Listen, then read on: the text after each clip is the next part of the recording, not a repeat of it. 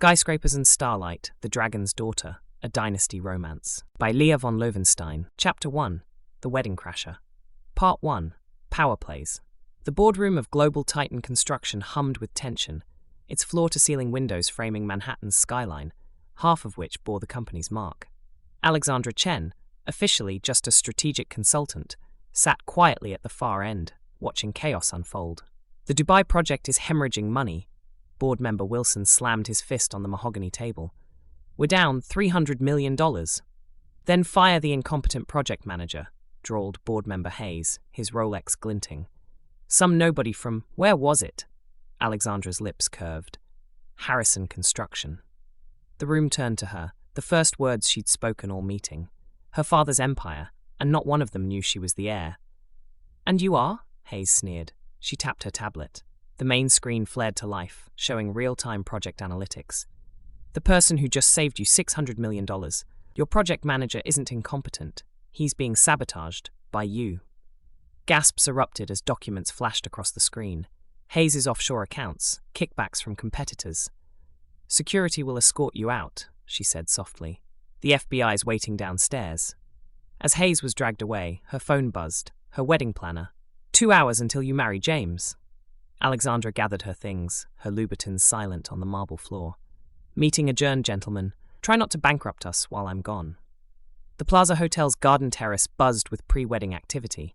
Alexandra slipped in through a service entrance, still in her power suit, her wedding dress waiting in a suite upstairs.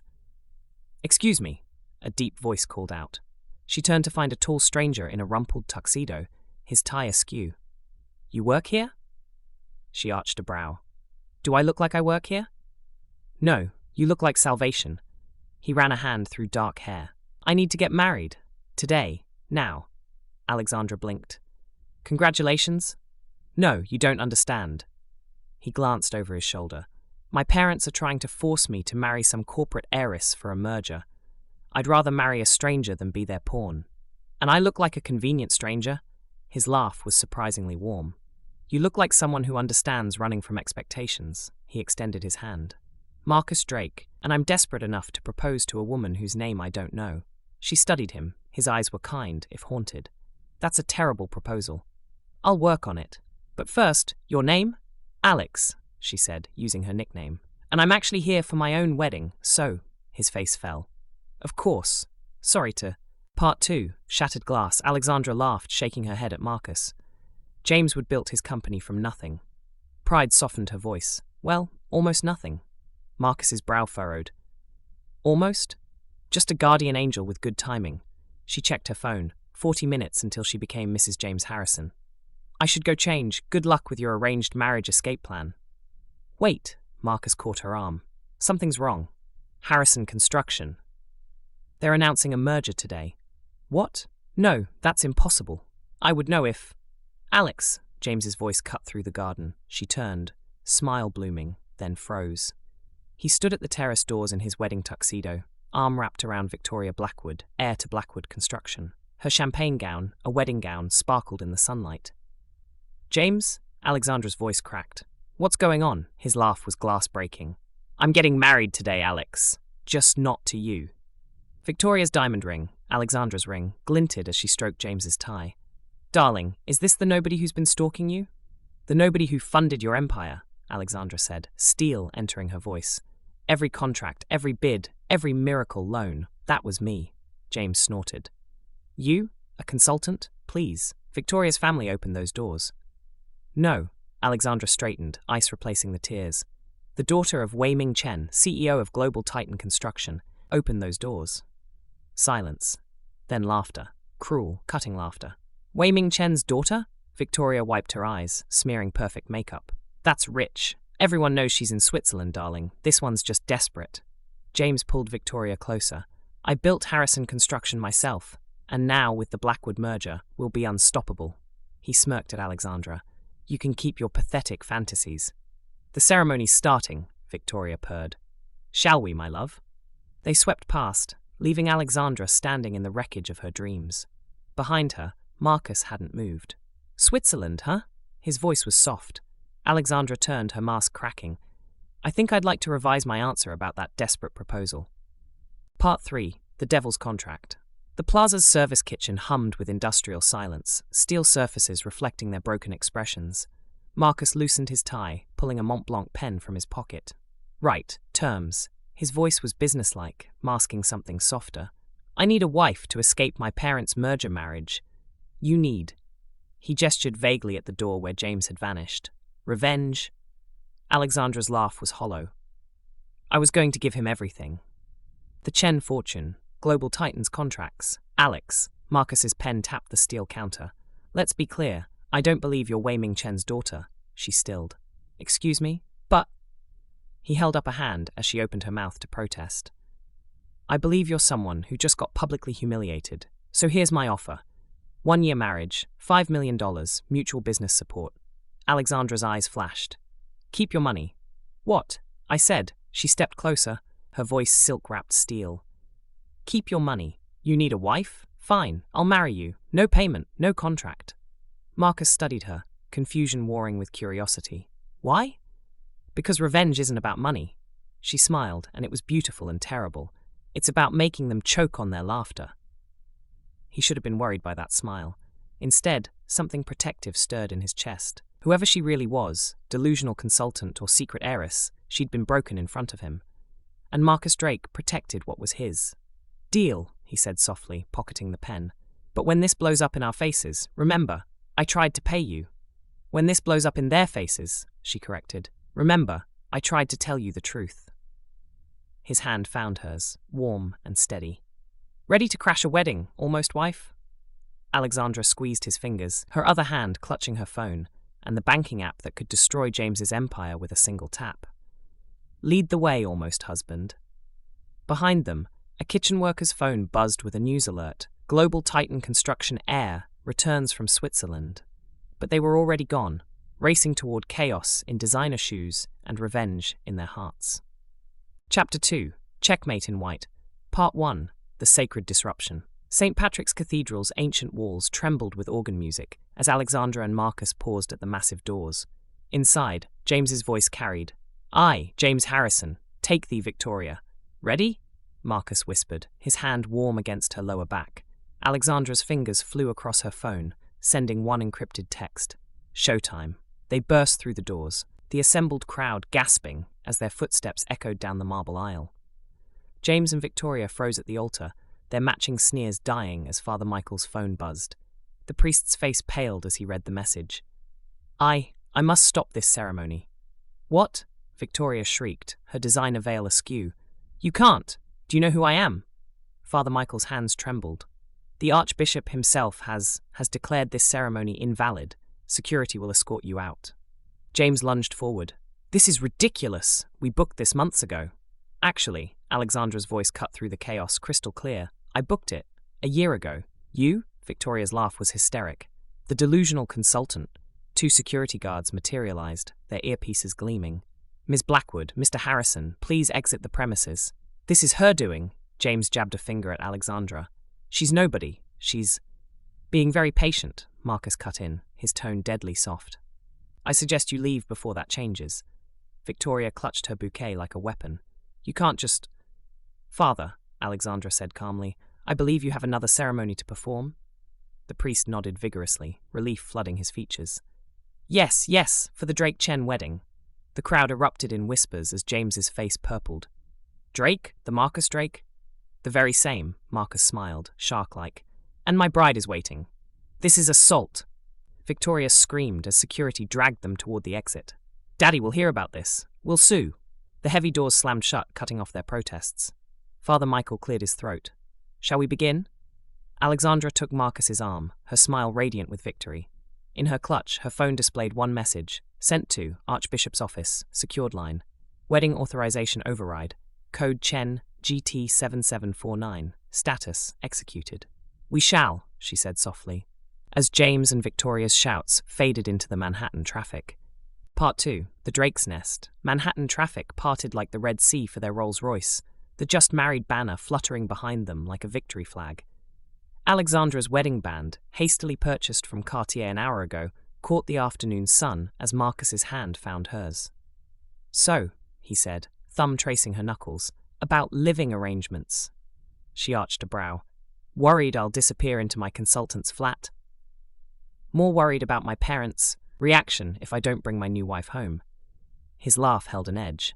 They're probably already there, contract in hand for my real wedding to Sophia Montgomery. Montgomery? Alexandra's pulse quickened. Montgomery Construction was Global Titan's second largest competitor. Your parents wanted you to marry into the Montgomery empire, yes. He turned onto Park Avenue. Surprise. The Drake mansion loomed ahead, all limestone and old money. And there, on the steps, stood Harrison and Elizabeth Drake, flanked by the entire Montgomery clan.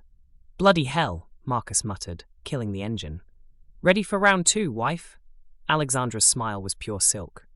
Always, husband. The explosion was immediate. Marcus Alexander Drake. Elizabeth's voice could have shattered diamonds.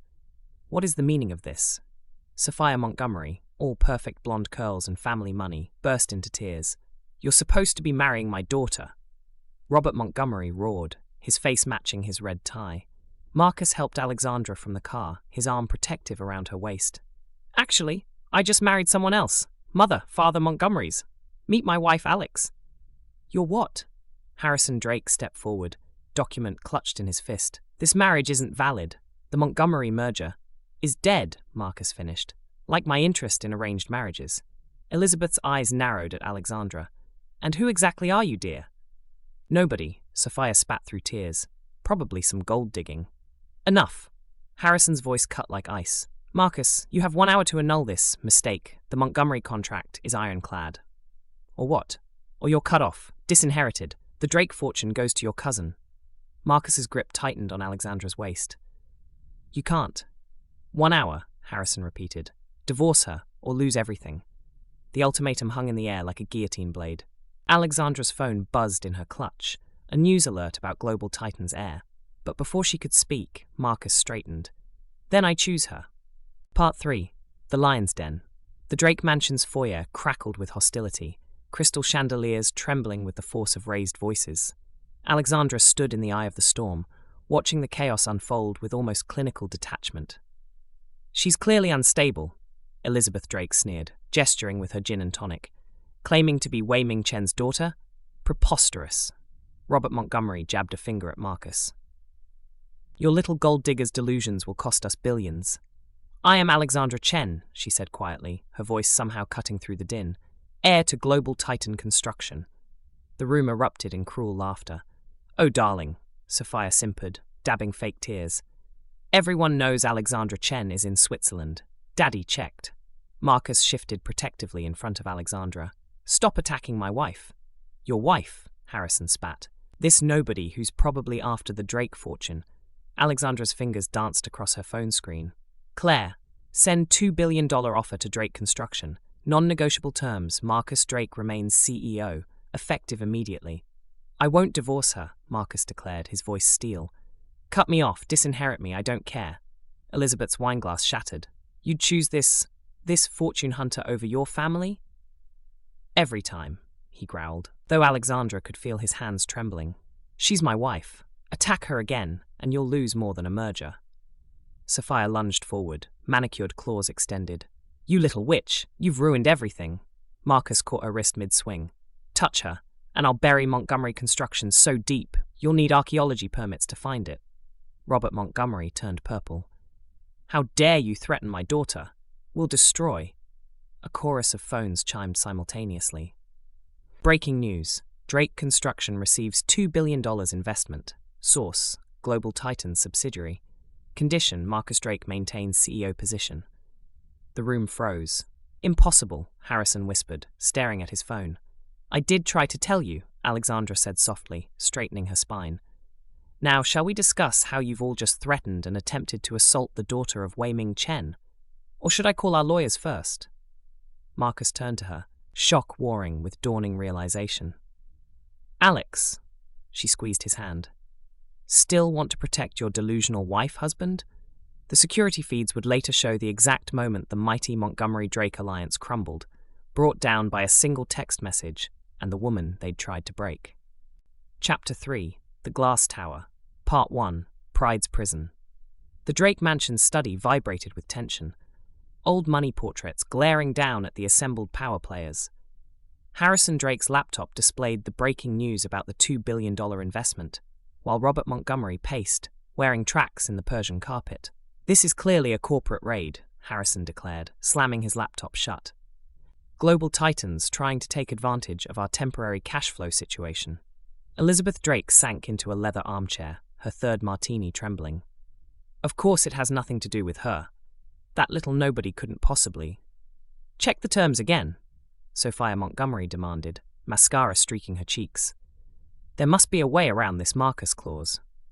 Thomas Wells, Drake Industries CFO, who'd been summoned urgently, cleared his throat. "I've reviewed it 3 times. The funding is explicitly tied to Mr. Marcus Drake remaining as CEO. Any attempt to remove him, and the offer evaporates. Then we remove the wife and keep Marcus," Robert Montgomery barked. "Simple." Marcus, who'd been silently watching from the doorway with his arm around Alexandra's waist, laughed. "Try it." "Marcus, darling," Elizabeth cooed. "Surely you see this gold digger is—" "Our stock dropped 40% last quarter," Thomas interrupted, his voice shaking. "Without this injection, we'll default on the Dubai project next month. We'd lose everything." Harrison's face went from red to white. "Impossible. We're Drake Industries." "Were," Alexandra said softly, speaking for the first time. "You were Drake Industries." The room turned on her like wolves. "You," Sophia lunged forward. "This is your fault somehow." Marcus stepped between them. "Careful. That's my wife you're threatening. Again." "Wife?" Harrison's laugh was hysteric. "She's nobody. Some delusional." Alexandra's phone chimed. She glanced at it, smiled, and turned the screen toward Thomas. "Mr. Wells, what happens if Marcus is removed as CEO in the next hour?" The CFO adjusted his glasses, face draining of color. The offer reduces to 0, effective immediately. And our liquidity? We'd be bankrupt by March." Silence crashed through the room like a chandelier. "So," Alexandra's voice was silk over steel, "shall we discuss how to address your new daughter-in-law? Or should Marcus start clearing his office?" Elizabeth's martini glass slipped from her fingers, shattering on the hardwood. And in that sound, the mighty Drake-Montgomery alliance heard their future splintering. Part 2. The Board's Gambit. Drake Industries' executive boardroom loomed 50 stories above Manhattan, its glass walls reflecting storm clouds gathering over the city. Alexandra sat beside Marcus at the massive obsidian table, 12 board members and both families circling like sharks scenting blood. "This marriage is a liability," board member Richards declared, sliding forward a document. "We've drafted divorce papers. Sign them, and we'll ensure a generous settlement." Marcus's laugh was arctic. "Trying to divorce my wife already, Richards. That's bold for someone whose insider trading I overlooked last quarter. My wife might be delusional about being Alexandra Chen, but at least she's honest about who she is. Unlike you, Richards. Shall we discuss those offshore accounts?" Alexandra's hand found his under the table. A silent thank you. He might not believe her identity, but he believed in her. "Mrs. Drake?" Board member Phillips sneered the name. "Surely you understand this is just business. Name your price." $10 million, Elizabeth Drake cut in. "Cash, today." "My price?" Alexandra's smile was lethal. "For divorcing my husband. $20 million, Robert Montgomery added desperately. Alexandra stood slowly, her Louboutins clicking against marble. "Let me be clear, I didn't marry Marcus for money." $50 million, Harrison Drake growled. "Final offer." The room held its breath. "I married him," Alexandra continued, voice cutting through the interruption, "because when everyone in this room was trying to auction him off like cattle, he chose to be his own man." Marcus stood, pulling Alexandra up with him. "My wife isn't for sale." "Oh, please," Sophia scoffed. "Everyone knows she's just a gold-digging." "Careful," Marcus's voice dropped to a dangerous whisper. "That's my wife you're insulting." The same wife whose supposed delusions somehow aligned with a $2 billion offer. "This is absurd." Board member Wallace slammed his fist down. "Drake Industries needs the Montgomery merger. We demand." "You demand?" Marcus's voice dropped to a dangerous whisper. "Last I checked, my name's still on the building." "And last I checked," Alexandra added, steel beneath silk, "your quarterly bonuses depend on that $2 billion. Shall we vote on whose demands matter more?" The board members paled collectively. "She's nobody," Harrison roared. "Some consultant playing pretend." "She's my wife," Marcus cut in, his tone final. Whether she's Alexandra Chen or just Alex, she's the woman I chose. The woman who believes in me enough to claim she's moving billions to support my leadership. Alexandra squeezed his hand, touched by his defense despite his disbelief. Marcus rose beside her, their shoulders touching. And I married her because when she could have crushed me with that 2 billion, she chose to believe in me instead. 100 million, Harrison tried desperately. Just sign the papers. Marcus turned to Alexandra, his eyes soft despite the battle raging around them. What do you say, wife? Ready to cash out? She pretended to consider it. I don't know, husband. I'm rather fond of our arrangement. Fond enough to weather this storm? With you together? Her smile was real now. Always. The board erupted in chaos, but they barely noticed. In that moment, surrounded by enemies and schemes, they were just a husband and wife, choosing each other all over again. This is ridiculous. Board member Wallace slammed his fist down. The Montgomery merger is dead, Marcus finished. Like this conversation. He surveyed the room, steel in his voice. So here's your choice, ladies and gentlemen. Accept my marriage and keep your $2 billion lifeline, or watch me walk out that door with my wife and your company's future. The room froze. You have 30 seconds to decide. Thunder cracked outside, Manhattan's skyline disappearing behind storm clouds. Choose wisely. Part 3. Starlit Confessions. Le Bernardin's private dining room glowed with candlelight, the Manhattan skyline twinkling beyond rain-streaked windows. Alexandra's fingers traced the rim of her wineglass, the events of the day still thundering through her veins. Marcus watched her from across the table, his tie loosened, jacket discarded, sleeves rolled to reveal strong forearms. You were magnificent today, he said softly, pouring more Bordeaux. The way you stood there, unflinching, while they tried to break you. She smiled, the candlelight catching gold in her eyes. Says the man who faced down an empire for a woman he thinks is delusional. Maybe I like a little delusion. His laugh was warm, wrapping around her like cashmere. The way you spoke about believing in me, no one's ever. Meant it? Her voice softened. I do, you know. Believe in you. He reached across the table, his fingers intertwining with hers. I don't care if you're Alexandra Chen or just Alex. Today, you chose me. Not my name, not my company. Me. Her heart stuttered. And you chose me, even thinking I was nobody. You're not nobody.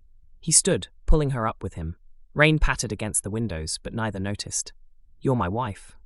The word hung between them, heavy with promise and possibility. His hand cupped her cheek, thumb tracing her lower lip. Alexandra's breath caught as he drew her closer, the scent of his cologne, cedar and storm clouds making her dizzy. Marcus, she whispered, her fingers curling into his shirt. His lips found hers, and the world dissolved. The kiss was soft at first, a question, a revelation. Then deeper, hungrier, his hands sliding into her hair as she pressed closer. She tasted wine and thunder and truth, felt his heart hammering against hers. His other hand spanned her lower back, pulling her flush against him as she gasped into his mouth. Time stretched like honey, each sensation crystallizing. The rasp of his stubble against her palm, the heat of his skin through silk, the way he trembled when she nipped his lower lip. The kiss was a confession, a promise, a claiming. It tasted of defiance and destiny, and something dangerously close to falling. When they finally broke apart, both breathing hard, the city lights blurred behind them like stars falling. Still want to divorce me? She murmured against his lips. His laugh rumbled through her. Never. Outside, the storm raged on, but in that moment, wrapped in candlelight and each other, they'd found their shelter. Chapter 4. Silk and Steel. Part 1. Morning Light. Manhattan's dawn painted the Drake penthouse in watercolor hues, sunlight spilling across rumpled silk sheets and discarded evening wear. Alexandra stood at the floor-to-ceiling windows, wrapped in Marcus's dress shirt from the night before, watching the city wake. Her phone buzzed silently with messages from Claire about Global Titan's latest moves, but for once, she let them wait. You're thinking too loud. Marcus's voice rumbled from the doorway. He stood there in low-slung pajama bottoms, hair deliciously mussed, coffee mugs in hand. Just admiring the view, she said, accepting a mug. The ceramic was warm against her palms, like his hands had been last night. Liar. He stepped behind her, free arm wrapping around her waist. You've got that strategic look in your eyes, the one that makes board members cry. She leaned back against his chest, feeling his laugh vibrate through her. Maybe I'm plotting world domination. Before coffee, ambitious. His lips found her neck, and she nearly dropped the mug. Though after yesterday's performance, I'd believe it. Even the Alexandra Chen part? The words slipped out before she could catch them. His grip tightened slightly. Alex. A sharp knock interrupted them. Mr. Drake, the board's calling an emergency session. 5 minutes, Marcus groaned against her shoulder. Tell them I'm busy worshipping my possibly delusional, definitely magnificent wife. I heard that, she smirked, turning in his arms. Good. He kissed her, tasting of coffee and possibility. Let them wait. But Alexandra was already moving, her mind racing ahead. Go. Show them what happens when they bet against a Drake. He caught her hand, expression suddenly serious. What happens when they bet against us? The way he said us, like a foundation, like a fortress, made her heart stutter. Us, she agreed softly, and watched him go, his coffee forgotten and cooling on the windowsill. Behind her, the sun-crowned Global Titan's tower in the distance, its windows blazing like her father's eyes when he was about to close a deal. Soon, she thought. Soon, they'd all know exactly who they'd tried to break. Sunlight danced across the Drake penthouse's breakfast nook as Alexandra scrolled through her phone, picking at her croissant. Marcus sat across from her, the Financial Times forgotten, as he watched her expression shift from bored to predatory. Oh, this is delicious, she purred, turning her phone so he could see the headline, Harrison Blackwood merger, press conference, billion-dollar Dubai deal signing today. Marcus sipped his espresso. The Dubai project? That's what's got you looking like a cat who found the cream. Remember when I said I was James's guardian angel? Her smile could have cut diamonds. Guess who orchestrated that entire Dubai deal through shell companies? He nearly choked on his coffee. You didn't. I did. She stood, practically vibrating with mischief. And guess who's about to pull all funding right before their big announcement? Alex. He caught her wrist, torn between amusement and concern. You're saying you can torpedo a billion-dollar deal? She leaned down, brushing her lips against his ear. Want to watch me do it in person? The press conference is at noon. You're terrifying, he murmured, but his eyes sparkled. I love it. Good. She straightened, already mentally cataloguing her wardrobe. Because I need a new dress. Something that says, I'm about to destroy your dreams while looking fabulous. Marcus stood, pulling her close. Bergdorf's opens in 20 minutes. Though I have to ask, even if you're not really Alexandra Chen, how exactly are you planning to? She silenced him with a kiss. Trust me? Against my better judgment? Always. Perfect. She grabbed her Hermes bag. Because I'm thinking red, the color of both revenge and rising stock prices. As they headed for the elevator, Marcus's phone buzzed with a news alert about the upcoming press conference. He glanced at Alexandra, who was practically glowing with anticipation. You know, he said, for someone who might be delusional, you're remarkably confident. Her laugh echoed through the penthouse. Just wait, husband, the show hasn't even begun. Part 2. The Boutique Battle. The Crystal Galleria at Titan Tower gleamed like a diamond greenhouse, its soaring glass ceiling flooding Chanel's flagship store with midday light. Alexandra's fingers trailed over a rack of silk dresses while Marcus answered an urgent call outside. The boutique hummed with old money and older prejudices. Oh, my God. A familiar voice sliced through the quiet.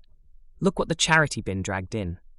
Sophia Montgomery stood at the entrance, a cluster of socialites fanning around her like peacock feathers. Her Cartier bracelet caught the light as she gestured dramatically. Shopping for your next con, sweetie? Sophia sashayed closer. The homeless shelter's 2 blocks down. The sales associates tittered, their fake smiles sharp as glass.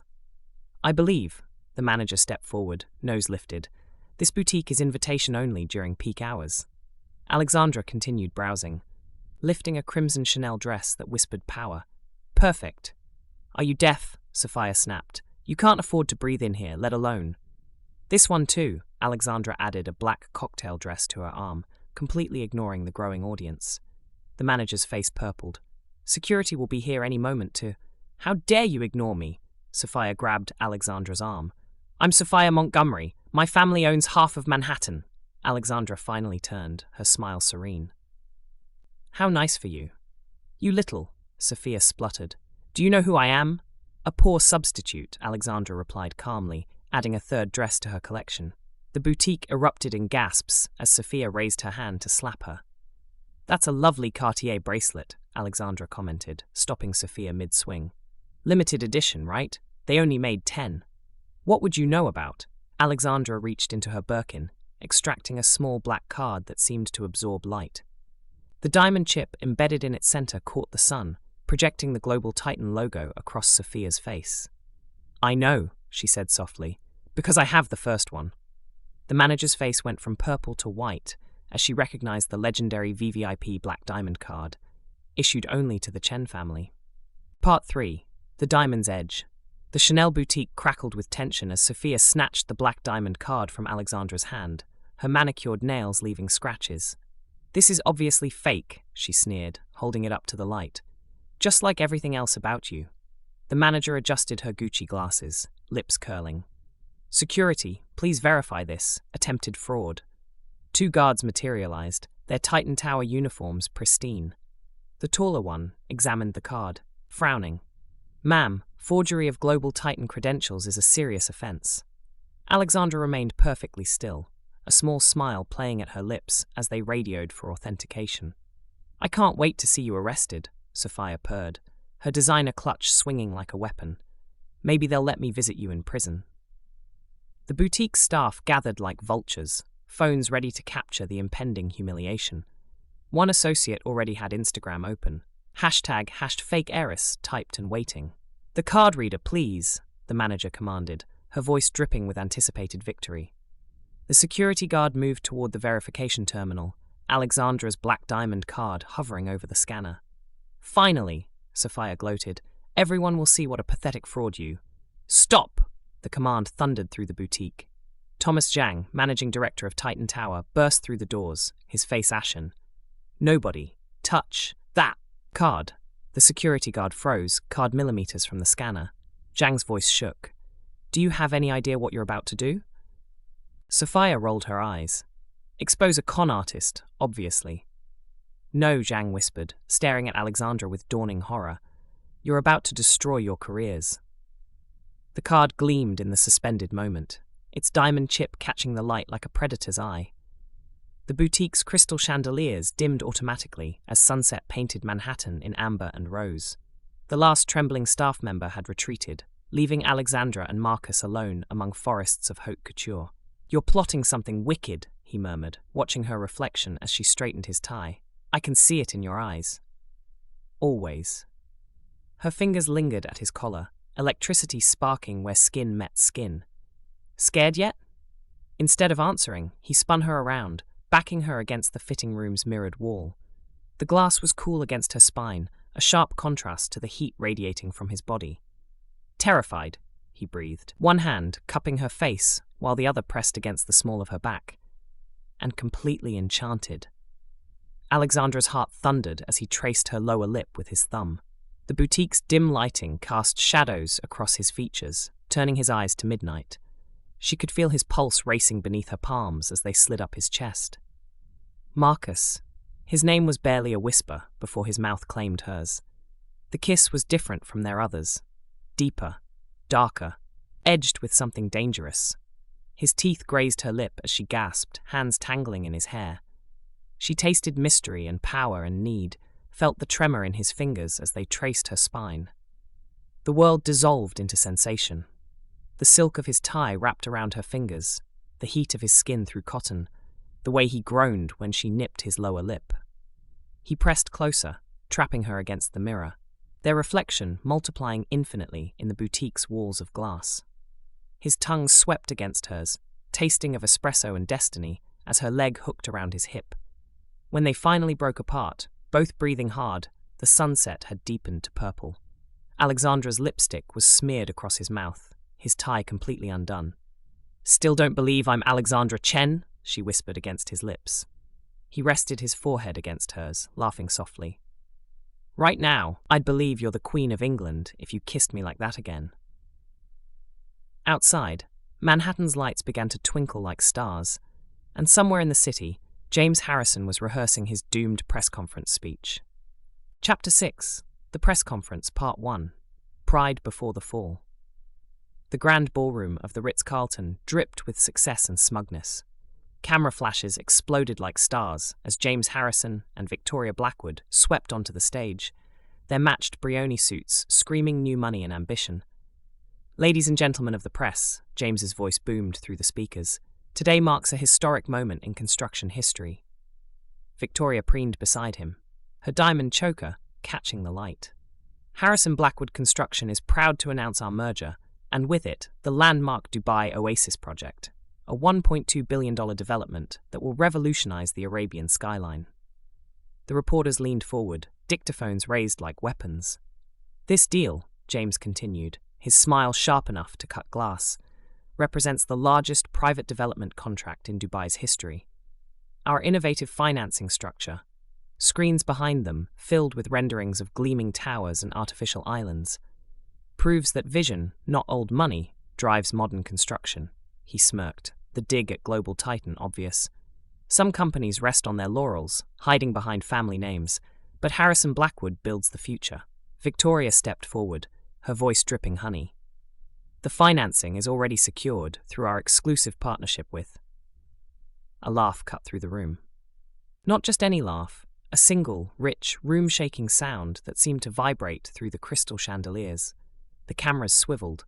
There, in the back of the room, Alexandra Chen Drake stood in blood-red Chanel, her smile promising apocalypse. Part 2. The Laughing Phoenix. Alexandra's laughter rolled through the Ritz-Carlton's grand ballroom like thunder before a storm, each note dripping with delicious malice. Camera flashes exploded as reporters swiveled between her and the increasingly pale couple on stage. "Security," Victoria's voice cracked. "Remove this deranged woman." James grabbed the microphone. "Ladies and gentlemen, please ignore this sad attempt at disruption. This person has been stalking our success with increasingly desperate—" Alexandra's laughter only deepened, tears of mirth streaming down her cheeks. "Oh, James. Sweet, stupid James. You're making a fool of yourself," Victoria Blackwood spat, her diamond choker suddenly looking too tight. "Security." Two guards moved toward Alexandra, but her continued laughter made them hesitate. There was something unnerving about her joy, something predatory. "Get her out," James roared, his carefully crafted image cracking. "She's just bitter about—" "About what?" Alexandra finally spoke, her voice carrying effortlessly. "About your brilliant Dubai deal?" More laughter bubbled up. "Oh, darling, I'm not bitter. I'm entertained." Reporters' fingers flew across keyboards, cameras whirring. "You know nothing about this deal." Victoria's face had turned an interesting shade of puce. Alexandra wiped her eyes, still chuckling. "Actually, I know everything about it, including its expiration date." The room went silent. 5 days, she announced, her smile widening. "At your lovely signing gala, you'll learn exactly who's been pulling your strings." She turned to the press. "I'd keep those cameras ready. It's going to be quite a show." "You're delusional." James's knuckles were white on the podium. "The financing is locked in." "Is it?" Another ripple of laughter. "We'll see about that. Won't we, darling?" The last word dripped with such venomous amusement that several reporters actually stepped back. 5 days, she repeated, turning toward the exit. "Don't forget to wear something pretty for the cameras, Victoria. It'll be your last party as a relevant name in construction." Her laughter echoed long after she'd gone, leaving chaos and clicking cameras in her wake. Part 3. Aftershocks. The Ritz-Carlton service exit opened to a private courtyard where Marcus waited, leaning against his Aston Martin. His eyes widened at Alexandra's expression. She was practically glowing, tremors of laughter still shaking her shoulders. "From that face," he drawled, opening the car door, "I'd say someone just watched their enemies' souls leave their bodies." She collapsed into the leather seat, finally letting the full force of her giggles escape. "Did you see their faces when I mentioned the gala?" She wiped tears from her eyes, careful not to smudge her perfect makeup. "I thought Victoria's choker was going to strangle her." Marcus slid into the driver's seat, his own lips twitching. "The press is going insane. #Dubai drama is already trending. Just wait."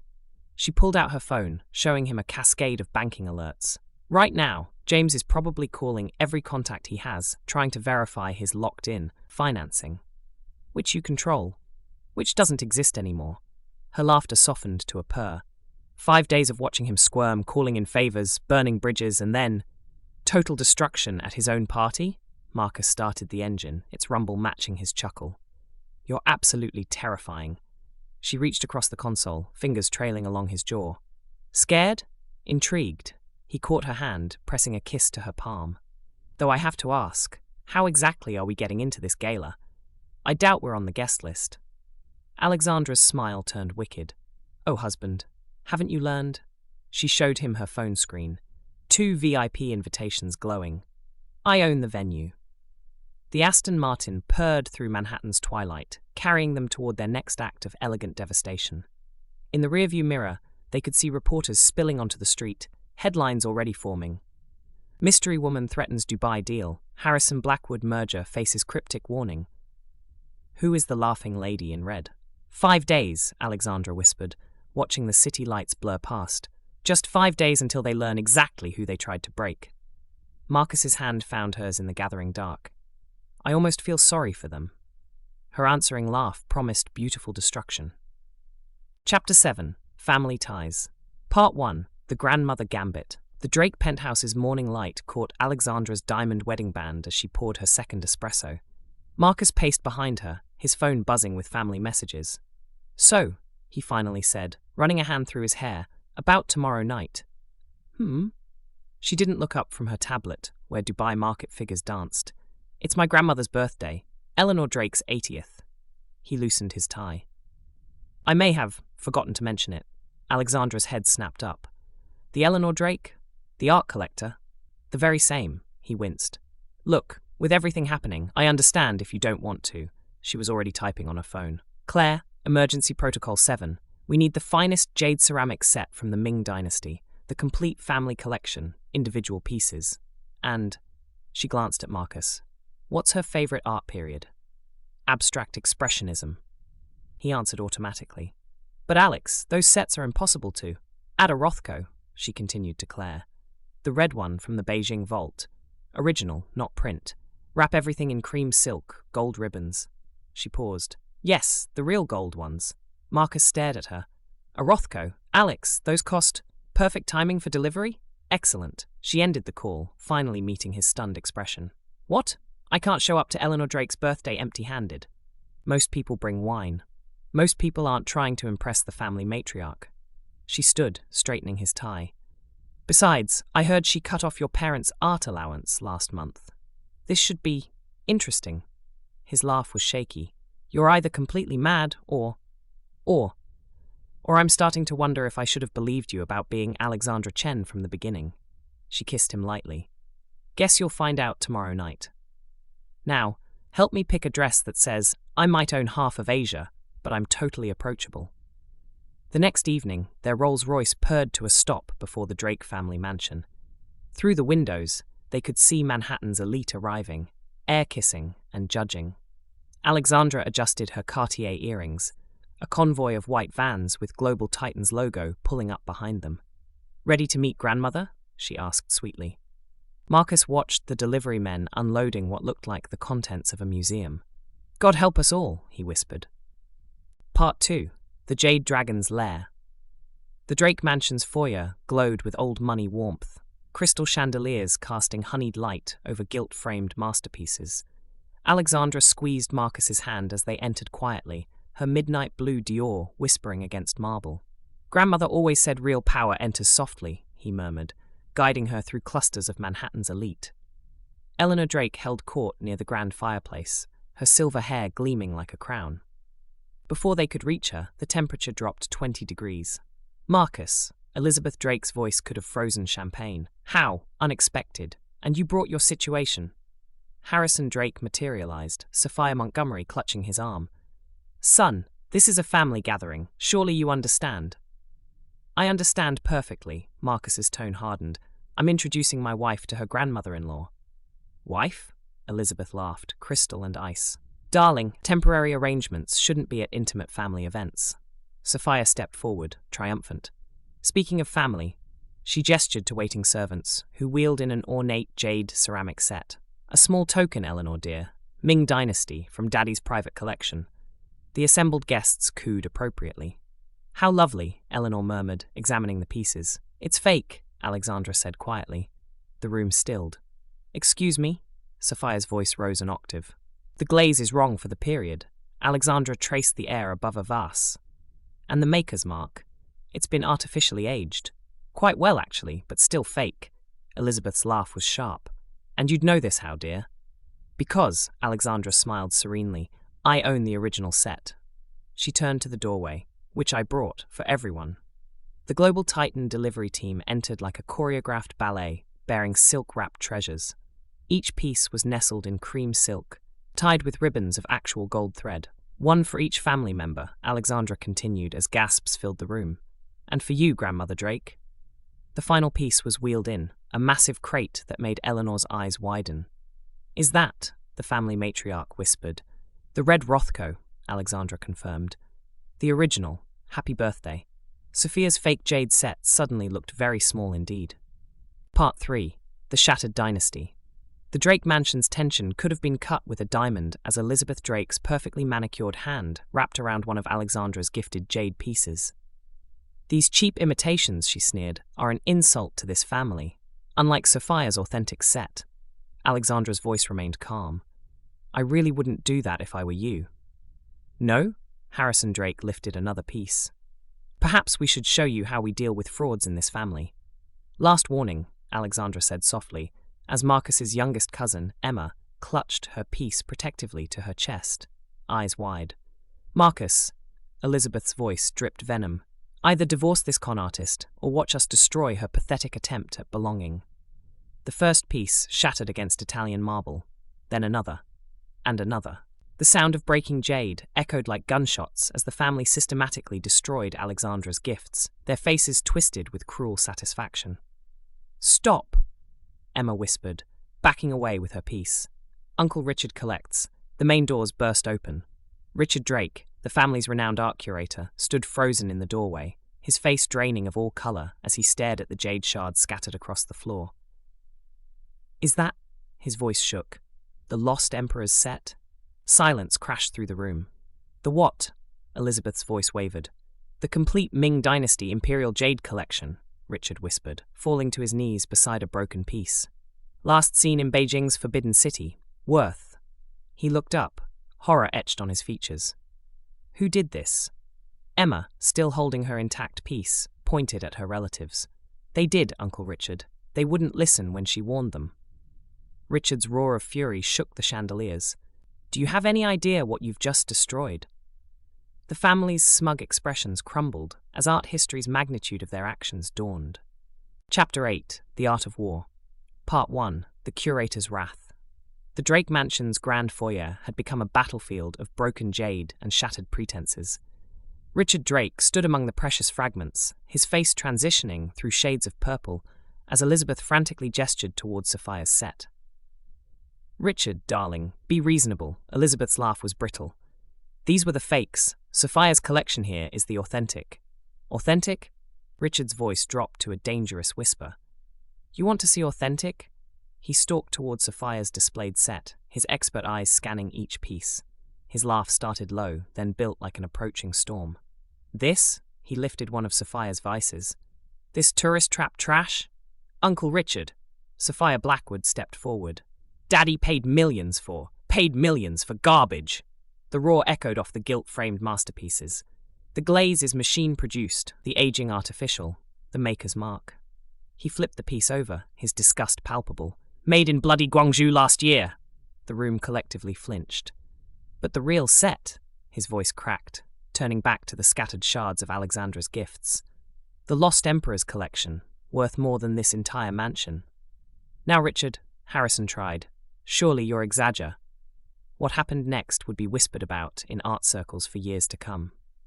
Richard Drake, respected curator and usually dignified gentleman, swept Sophia's entire authentic collection onto the marble floor with one fluid movement. This is factory! Shatter! Rubbish! Each word was punctuated by another piece meeting its violent end, Richard's Oxford shoes grinding the fragments into dust. In the stunned silence that followed, only Emma's quiet giggle could be heard as she clutched her preserved piece closer. Now then, Richard straightened his tie, breathing hard.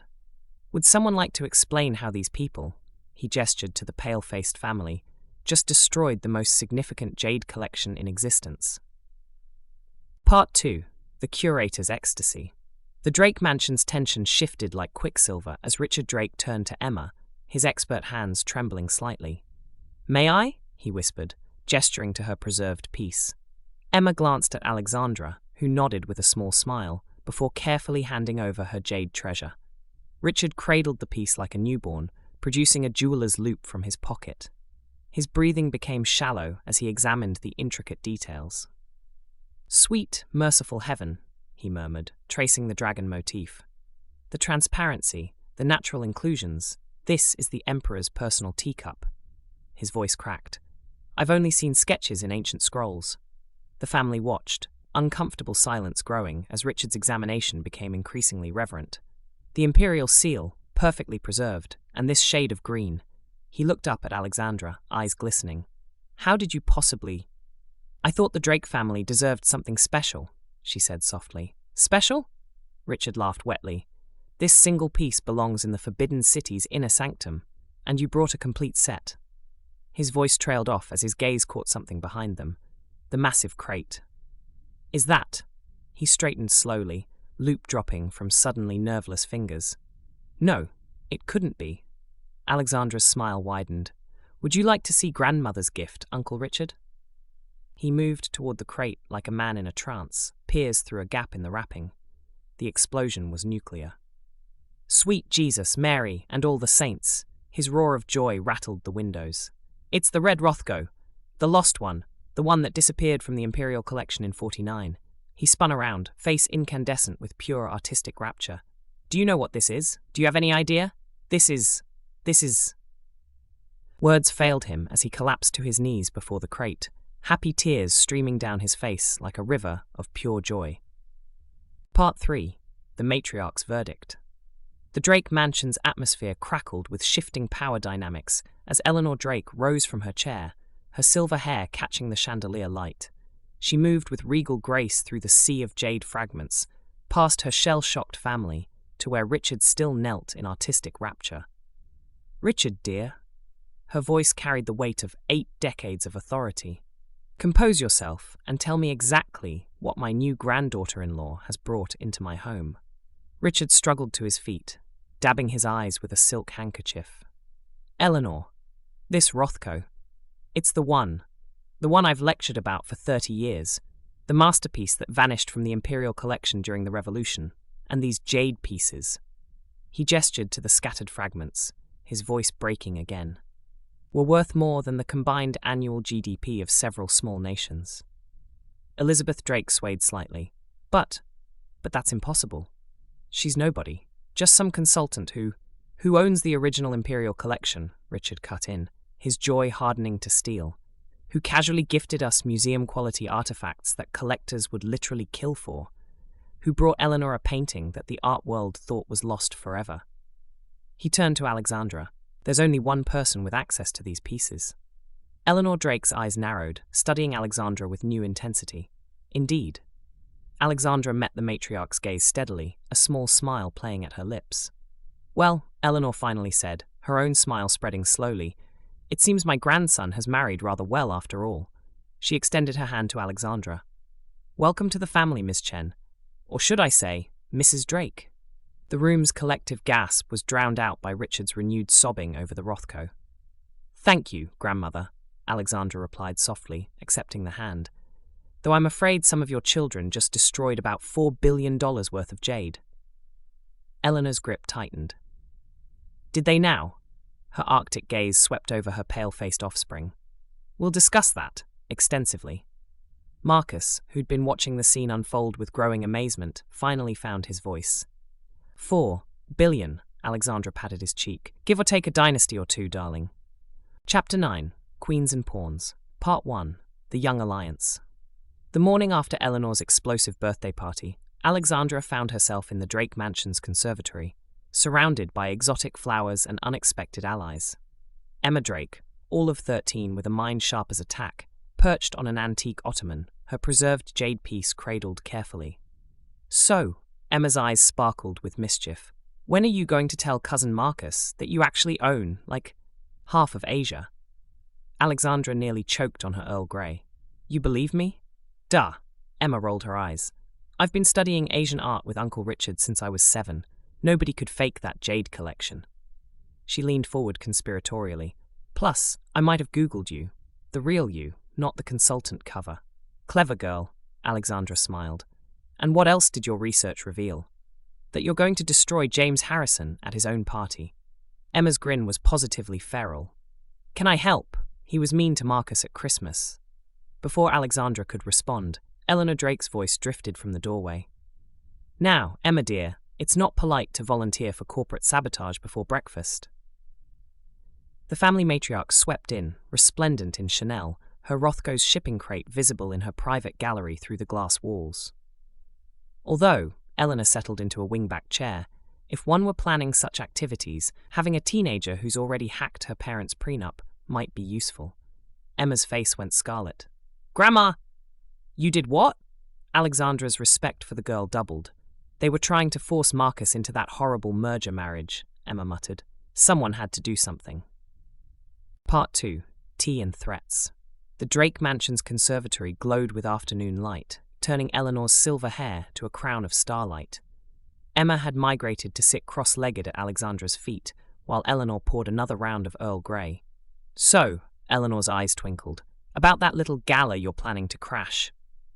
The one where James announces his doomed Dubai deal? Emma bounced slightly. I already have intel, the security company they hired. Their network firewall is basically tissue paper. Alexandra raised an eyebrow. And you know this how? Please, Emma rolled her eyes. I got bored during Christmas dinner. Did you know Victoria Blackwood still uses password 123 for everything? Eleanor's laugh chimed like crystal. Darling, you remind me of myself at your age, though I had to rely on old-fashioned methods of intelligence gathering. Like the time you swapped the real Monet for a fake at the Vanderbilt's party, Emma grinned. Emma! Elizabeth Drake's voice cut through the warmth like a glacier. She stood in the doorway, Hermes scarf twisted tight around her neck. What are you doing here? We're having tea, Mother. Emma's voice went flat. With her? Elizabeth's lip curled. Emma, go to your room now. But Grandma and I were just... Now. Emma stood slowly, clutching her jade piece. She met Alexandra's eyes, something fierce and loyal burning in her gaze.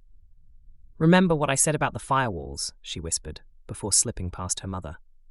Elizabeth turned to Alexandra, her smile sharp as broken glass. Now then, about that divorce settlement. Part 3. The Matriarch's Game. The conservatory's peaceful atmosphere shattered as Elizabeth Drake advanced like a cobra ready to strike. Let's be clear, she hissed. Whatever con you're running, whatever game you're playing at. The only game here, Eleanor interrupted, setting down her teacup with deliberate precision, is the one you're losing rather spectacularly, Elizabeth dear. Mother, please, Elizabeth's voice strained. This woman is obviously what? Eleanor's tone could have frozen hellfire.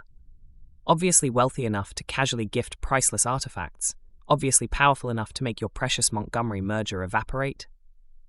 She's destroying everything we've built. No, darling. Eleanor stood, every inch the family matriarch. You did that yourself when you smashed $4 billion worth of jade on my floor. Alexandra remained seated, watching the power play with quiet amusement. Now see here. Elizabeth started. No, you see here. Eleanor's voice cracked like a whip. That consultant you're so eager to dismiss, she owns the building your husband's office is in, the one you're 3 months behind on rent for. Elizabeth's face went white. And that's just the beginning, isn't it, dear? Eleanor turned to Alexandra with a knowing smile. Before Alexandra could respond, the conservatory doors burst open. Marcus stood there, tie askew, holding his phone like a weapon. Alex, his voice shook. The Dubai project's primary funding just vanished. Every account, every commitment, just gone. James is having a meltdown on CNBC. He froze, taking in the tableau before him. His mother's pale face, his grandmother's satisfied smile, and his wife's serene expression. What did you do? He whispered. Alexandra's smile was pure silk. Nothing yet, darling. The real show starts at the gala. Chapter 10. Whispers and Warnings. Part 1. The calm before the Drake Mansion's conservatory basked in late afternoon light as Elizabeth Drake collapsed onto a Victorian fainting couch, hand pressed to her throat. "Scotch," she croaked. "Neat. Double." Eleanor simply raised an eyebrow, but rang the small silver bell beside her tea set. Marcus hadn't moved from the doorway, his phone still displaying James's spectacular CNBC meltdown. "But if you didn't do anything yet..." "Psychology is a powerful weapon," Alexandra said softly, rising to approach her husband. "Right now, James is destroying himself with fear. Every call he makes, every favor he begs, every promise he breaks, trying to verify funding that's perfectly intact." She reached him, straightening his tie with gentle fingers. "I haven't touched a single account, yet." "Then why?" His hands found her waist, pulling her closer. "Because watching him unravel himself is far more satisfying." She smiled against his collar. "By the time I actually cancel the funding at the gala, he'll have burned every bridge trying to prove I already did." Elizabeth made a strangled sound from her couch as the butler arrived with her scotch. "Brilliant," Marcus breathed, finally understanding. "Absolutely brilliant." "Terrifying," Elizabeth muttered into her drink. "Both," Eleanor commented, watching the young couple with approval. "Most definitely both." Alexandra turned in Marcus's arms to face the room, her back pressed against his chest. "Would you like to know the best part?" "There's more?" Marcus's laugh vibrated through her. "James just went on international television claiming all his funding is gone." Her smile was pure silk. "When the banks check and find everything intact, he'll look..." "Paranoid," Eleanor finished, raising her teacup in salute. "Unstable." "Utterly untrustworthy," Alexandra agreed, as Elizabeth drained her scotch in one go. Marcus pressed a kiss to her temple. "I'm starting to think I should have believed you about being Alexandra Chen from the beginning." "Starting to?" Eleanor's laugh chimed like crystal. "Darling, do catch up." Part 2. The Spider's Web. The late afternoon sun painted long shadows across the Drake Mansion's conservatory as Alexandra settled back into her armchair, Marcus perched on its arm. Eleanor watched them over her teacup with calculating approval, while Elizabeth nursed her second scotch. "Father's assistant, Wei," Alexandra began, her fingers intertwined with Marcus's, "will make quite an entrance at the gala, right when James is preparing for the signing ceremony." "We?" Marcus's thumb traced circles on her palm. "The same Wei who manages all of Global Titan's major contracts." Her smile was razor sharp. "The very same. He'll walk in, bow politely, and announce that due to certain irregularities, the signing must be postponed." Eleanor's eyes gleamed. "And then? Then he'll announce the new signing date, at Global Titan Tower." Alexandra's voice dropped to a purr, "where James will discover exactly who he's been dealing with all along." Elizabeth made a sound somewhere between a whimper and a laugh. "You're not just going to humiliate them, you're going to own them." "I already do." Alexandra turned to Marcus, her expression softening. "Your ex-fiancé's family has been borrowing from Global Titan shell companies for years. They just didn't know it." Marcus pulled her closer, something dark and appreciative in his eyes. "You've owned them this entire time?" She tilted her face up to his. "I like to know exactly who's trying to take what's mine. And what's yours?" His voice dropped to a whisper. "Everything," she breathed against his lips, "including you." Eleanor cleared her throat delicately. "Perhaps we should discuss the gala's seating arrangements, while you two are still vertical." Elizabeth drained her second scotch. Part 3. Hearts and Power. The conservatory's crystal windows caught the dying sun, casting prisms across Alexandra and Marcus as they stood among Eleanor's prize orchids. Elizabeth had finally retreated, scotch in hand, while Eleanor had tactfully excused herself to examine her Rothko. "You're something else entirely," Marcus murmured, tucking a strand of hair behind Alexandra's ear. "Planning global corporate takeovers while having tea with my grandmother." Disappointed, her eyes caught the sunset, turning them to liquid gold. Enchanted. His fingers traced her jawline. Terrified, completely captivated. She stepped closer, the silk of her dress whispering against his suit. "Still think I'm delusional?" "I think," his voice dropped to a velvet rumble, "you're the most dangerous woman I've ever met." His thumb brushed her lower lip. "And I can't believe you're mine." "Funny," she breathed, fingers curling into his lapels. "I was just thinking the same about you." The kiss started soft, a gentle press of lips that quickly deepened into something more primal. His hands spanned her waist, pulling her flush against him as she gasped into his mouth. She tasted of Earl Grey and power, of promises and destruction. His tongue swept against hers as she arched closer, one hand sliding into his hair while the other gripped his tie. Time dissolved like sugar in rain. The world narrowed to sensation. The heat of his palms through silk, the way his breath hitched when she nipped his lower lip, the thundering of their hearts creating a symphony of want and wonder. When they finally broke apart, both breathing hard, the sun had set completely. The conservatory glowed with starlight and possibility. "Well," Eleanor's voice drifted from the doorway, rich with amusement, "I suppose that settles the question of whether this marriage is real." Alexandra laughed against Marcus's lips, feeling his smile. "Very real, grandmother," he managed, not taking his eyes off his wife. "Very, very real." Chapter 11. Hidden Diamonds. Part 1. The Midnight Discovery. The Drake penthouse's home office was bathed in the blue glow of midnight as Alexandra padded in, wrapped in silk pajamas and seeking her forgotten tablet. Marcus had fallen asleep hours ago, exhausted from the day's revelations. A flutter of papers caught her eye, blueprints and calculations scattered across his desk, half hidden under financial reports. Something about the equations made her pause. "What have you been working on, husband?" she whispered, lifting a page covered in his precise handwriting. The more she read, the wider her eyes grew. Quantum-based process automation, AI-driven construction protocols, materials that could literally rebuild themselves. The innovation wasn't just groundbreaking, it was revolutionary.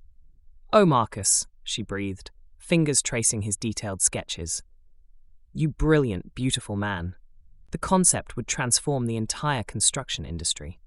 Self-evolving buildings, structures that could adapt to environmental changes, projects that could be completed in a fraction of the time with minimal human intervention." And there, in the margins of every page, calculations showing why Drake Industries could never fund it. Alexandra sank into his leather chair, mind racing as she pieced together his vision.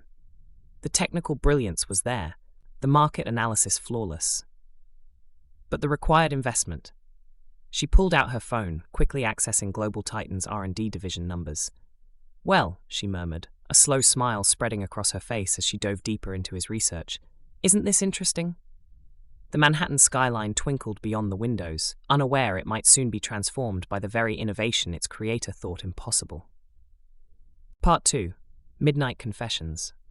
The Drake penthouse's silence broke with a soft footfall. Marcus, hair tousled from sleep, froze in the office doorway at the sight of Alexandra, surrounded by his research papers, her expression one of intense concentration. He ran a hand through his hair, suddenly self-conscious in his pajama bottoms. "Those aren't. They're just a complete revolution in construction technology." She looked up, her eyes bright with something that made his heart stutter. "Just the most innovative approach to sustainable architecture I've seen in a decade?" He shifted uncomfortably. "It's impossible. The funding requirements alone are substantial," she agreed, rising from his chair. "About $12 billion for the initial phase by my calculations." Marcus winced. "See? Impossible.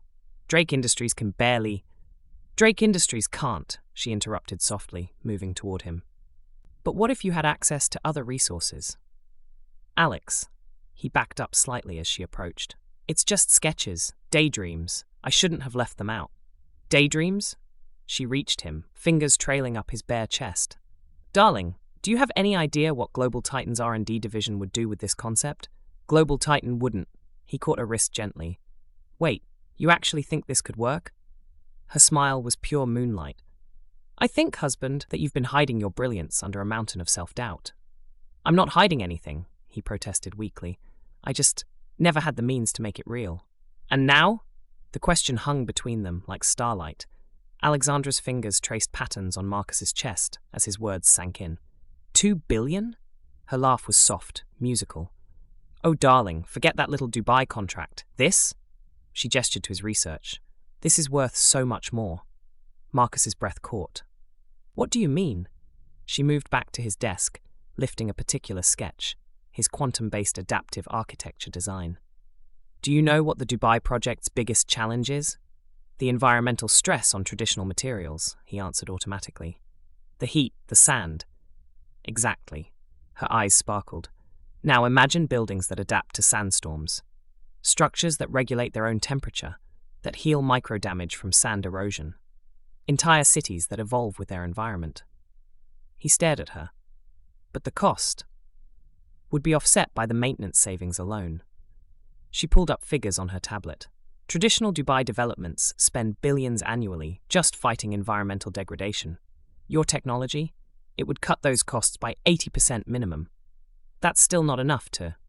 The Dubai contract was for one development, she interrupted. But this? She spread his papers across the desk. This could revolutionize every project in the Middle East. We're not talking about 2 billion, Marcus. We're talking about 100 billion, minimum. His legs went weak. 100. And that's just Dubai. Her smile was radiant. Imagine what this could do in Singapore, Shanghai, every major city looking to build upward while fighting environmental challenges. We? His voice cracked slightly. Well, she purred, pulling him closer by his pajama drawstring. I do happen to know some people who might be interested in funding revolutionary technology. Part 3. Laws of Attraction. The midnight air in the Drake penthouse crackled with possibility as Alexandra perched on Marcus's desk. His research spread around her like fallen stars. You don't have to do this, he said softly, standing between her knees. Supporting my crazy ideas isn't in the marriage contract. No, her fingers played with his pajama drawstring. And here I thought for better or richer was quite explicit. Alex, his hands found her waist. I'm serious. You don't owe me anything. Owe you? She looked up through her lashes. Darling, you seem to be laboring under a misapprehension about why I'm doing this. Oh? His thumb traced circles on her silk-covered hip. She pulled him closer. You see, you're my lawfully wedded husband, which means your brilliant mind, she tapped his chest, your innovative ideas, her hand slid lower, and everything else about you, belongs to me. His breath hitched. That's a rather possessive interpretation of marriage vows. I'm a rather possessive wife. Her legs wrapped around his waist. Besides, these crazy ideas of yours, they're going to change the world, and I want to watch you do it. Just watch. His voice dropped to a growl. Well, she purred, nipping at his jaw, maybe participate a little. After all, what kind of wife would I be if I didn't support my husband's endeavors? A less dangerous one, he murmured against her neck, but far less fun. She arched as his lips found that sensitive spot below her ear. Though I should warn you, mixing business with pleasure is exactly what we've been doing since day one, he finished, pulling her flush against him. The blueprints scattered to the floor, forgotten in favor of more immediate architecture. The midnight shadows of the Drake penthouse office melted away as Marcus lifted Alexandra into his arms, blueprints floating forgotten to the floor. Her silk pajamas whispered against his bare chest as she wound her arms around his neck. We did skip something rather important, didn't we? She murmured against his throat. His lips found her temple, though I seem to recall someone being rather focused on corporate takeovers at the time. She laughed softly, the sound pure starlight. And now? Now? He carried her through the moonlit penthouse. Now I'm rather focused on my brilliant, terrifying wife who just offered to fund my impossible dreams. Nothing's impossible, she breathed as they reached their bedroom. Not anymore. The city lights painted patterns across their skin as barriers finally fell away, not just physical ones, but the walls of doubt and pretense they'd built. Each touch was a confession, each kiss a promise. What had started as a marriage of convenience transformed into something deeper, richer, more intoxicating than either had imagined. Power melted into tenderness, strategy dissolved into surrender. Alexandra discovered that Marcus's innovative mind translated to other skills entirely, while he learned that his wife's attention to detail extended far beyond business dealings. Later, as Manhattan's lights twinkled like earthbound stars, they lay tangled in Egyptian cotton, her head on his chest as he traced patterns on her bare shoulder. I should have believed you from the start, he murmured into her hair. About being Alexandra Chen, her smile curved against his skin. About everything. His arms tightened around her. Though I have to admit, the reality far exceeds the legend. She propped herself up to look at him, hair falling like silk around them both. Reality often does when you're brave enough to embrace it. Their lips met again, soft and sure, as the night wrapped around them like a velvet cloak. Chapter 12, Morning Light, Part 1, Breakfast and Butterflies. The Saturday morning sun painted the Drake penthouse's master suite in watercolor hues as Alexandra stirred, wrapped in Egyptian cotton and memories. The scent of fresh coffee and warm croissants teased her awake. "Good morning, wife." Marcus's voice was warm honey as he appeared in the doorway, balancing a silver breakfast tray. She stretched languidly, taking in the sight of him in loose linen pants and nothing else. "You cook?" "I have hidden depths," he smiled, setting the tray across her lap. Fresh berries glistened like jewels beside perfectly scrambled eggs, crisp bacon, and what appeared to be... "Are those pain au chocolat from La Maison?" She sat up, letting the sheets pool around her waist. He slid in beside her, dropping a kiss on her bare shoulder. "I may have sent the driver while you were sleeping, though I did make the eggs and coffee myself." Impressive. She bit into a chocolate-filled croissant, making a sound that had nothing to do with breakfast and everything to do with pleasure. Marcus's eyes darkened. "If I'd known breakfast could make you sound like that, I'd have cooked days ago." She offered him a berry-stained kiss. "If I'd known you could cook like this, I might have revealed my identity sooner." Speaking of revelations, his fingers traced patterns on her spine. "Last night was quite the innovation itself," she smirked, stealing a piece of his bacon. "I was going to say life-changing, but yes." He pulled her closer, careful not to upset the breakfast tray. "Though I'm beginning to think everything about you changes lives, only the ones I choose to." She fed him a strawberry, watching his lips close around her fingers. The breakfast grew cold, forgotten in favor of sweeter pursuits. Part 2, The Press Gambit. Late morning sunlight streamed through the penthouse windows as Alexandra lounged in Marcus's dress shirt, her tablet displaying draft press releases while he made fresh coffee. "Think about it," she purred, fingers flying across the screen. Drake Industries announces revolutionary partnership for next-generation construction technology. The timing is perfect, right before James's doomed gala. Marcus leaned against the kitchen counter, watching her work. Won't this tip our hand? On the contrary, her smile was pure silk. "We're not announcing who the partner is, just that Drake Industries has secured exclusive backing for," she glanced at her draft, "groundbreaking quantum-based adaptive architecture technology that will revolutionize the industry." The speculation alone will drive James mad, Marcus realized, bringing her a fresh espresso. "Exactly, and when reporters dig..." She accepted the coffee with a kiss. "They'll find patent applications we're filing this afternoon, preliminary research data, everything to prove you've been developing this privately for years." "Have you already arranged all that?" "Darling," she stretched like a satisfied cat, "I made 3 calls while you were making breakfast. The press conference is set for 2 o'clock at Drake Tower. Your legal team is preparing the patents as we speak, and Global Titan's R&D division is quietly backing your research data. And the signing ceremony? 1 month from today, March 5th. Her eyes glittered.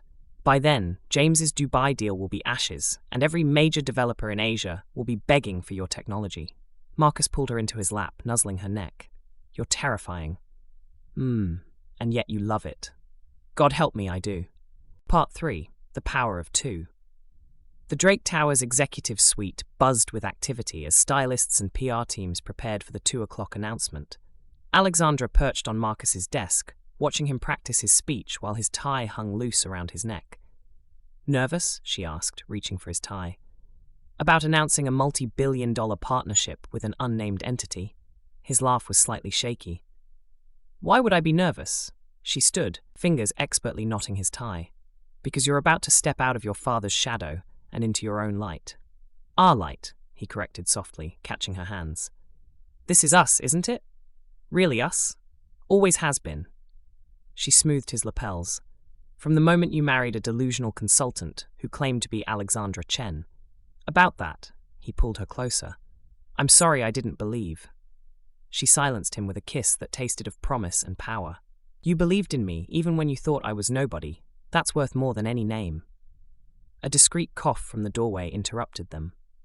"Mr. Drake, 5 minutes until the press conference." Alexandra straightened his tie one final time. "Ready to change the world, husband." His smile was radiant. "With you, always." The executive suite's private dressing room glowed with afternoon light as Alexandra circled Marcus, like a curator examining a masterpiece. His Tom Ford suit was impeccable, but something in her eyes said she wasn't quite satisfied. She tapped a manicured finger against her lips. "Something's missing." "The suit's perfect," he protested mildly. "Your personal shopper practically measured my soul this morning." "The suit, yes." She opened her Hermes bag, extracting a small burgundy box. "But a man about to announce the future needs something ancestral." Inside the box, nestled in silk, lay a pair of jade cufflinks that made Marcus's breath catch. "Are those—" "Imperial jade," she confirmed, taking his wrist. "Qing dynasty. They belonged to the last emperor who truly understood innovation." Her fingers brushed his pulse as she fastened the first one. "He built the Forbidden City's first telegraph system." "Alex."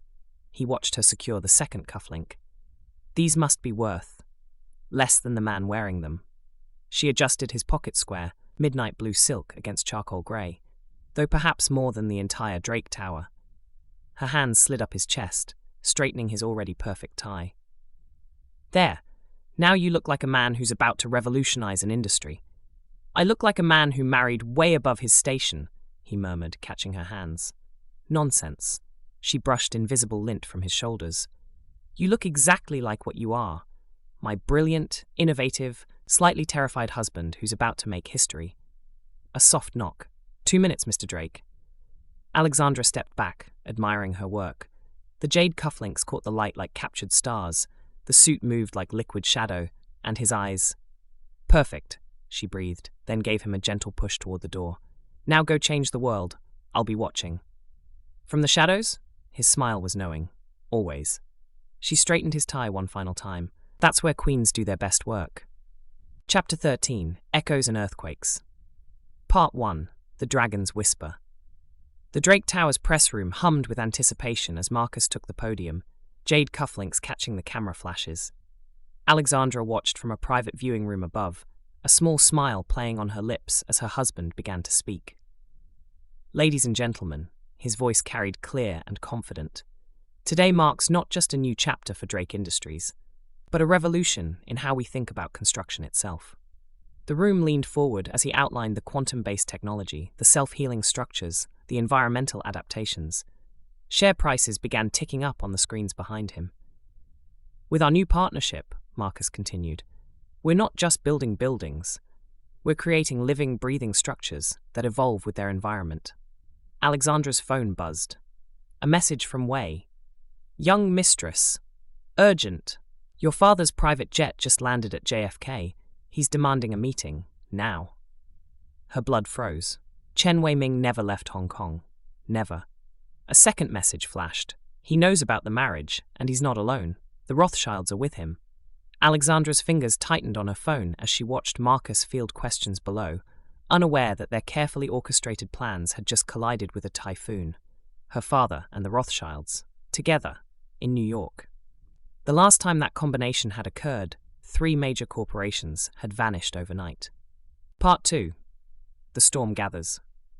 The private viewing room's atmosphere thickened with tension as Alexandra watched Marcus masterfully handle the press conference below. Her mind raced through possibilities, each more concerning than the last. Her phone buzzed again. Wai's message made her breath catch. "They're heading to Drake Tower. ETA 10 minutes.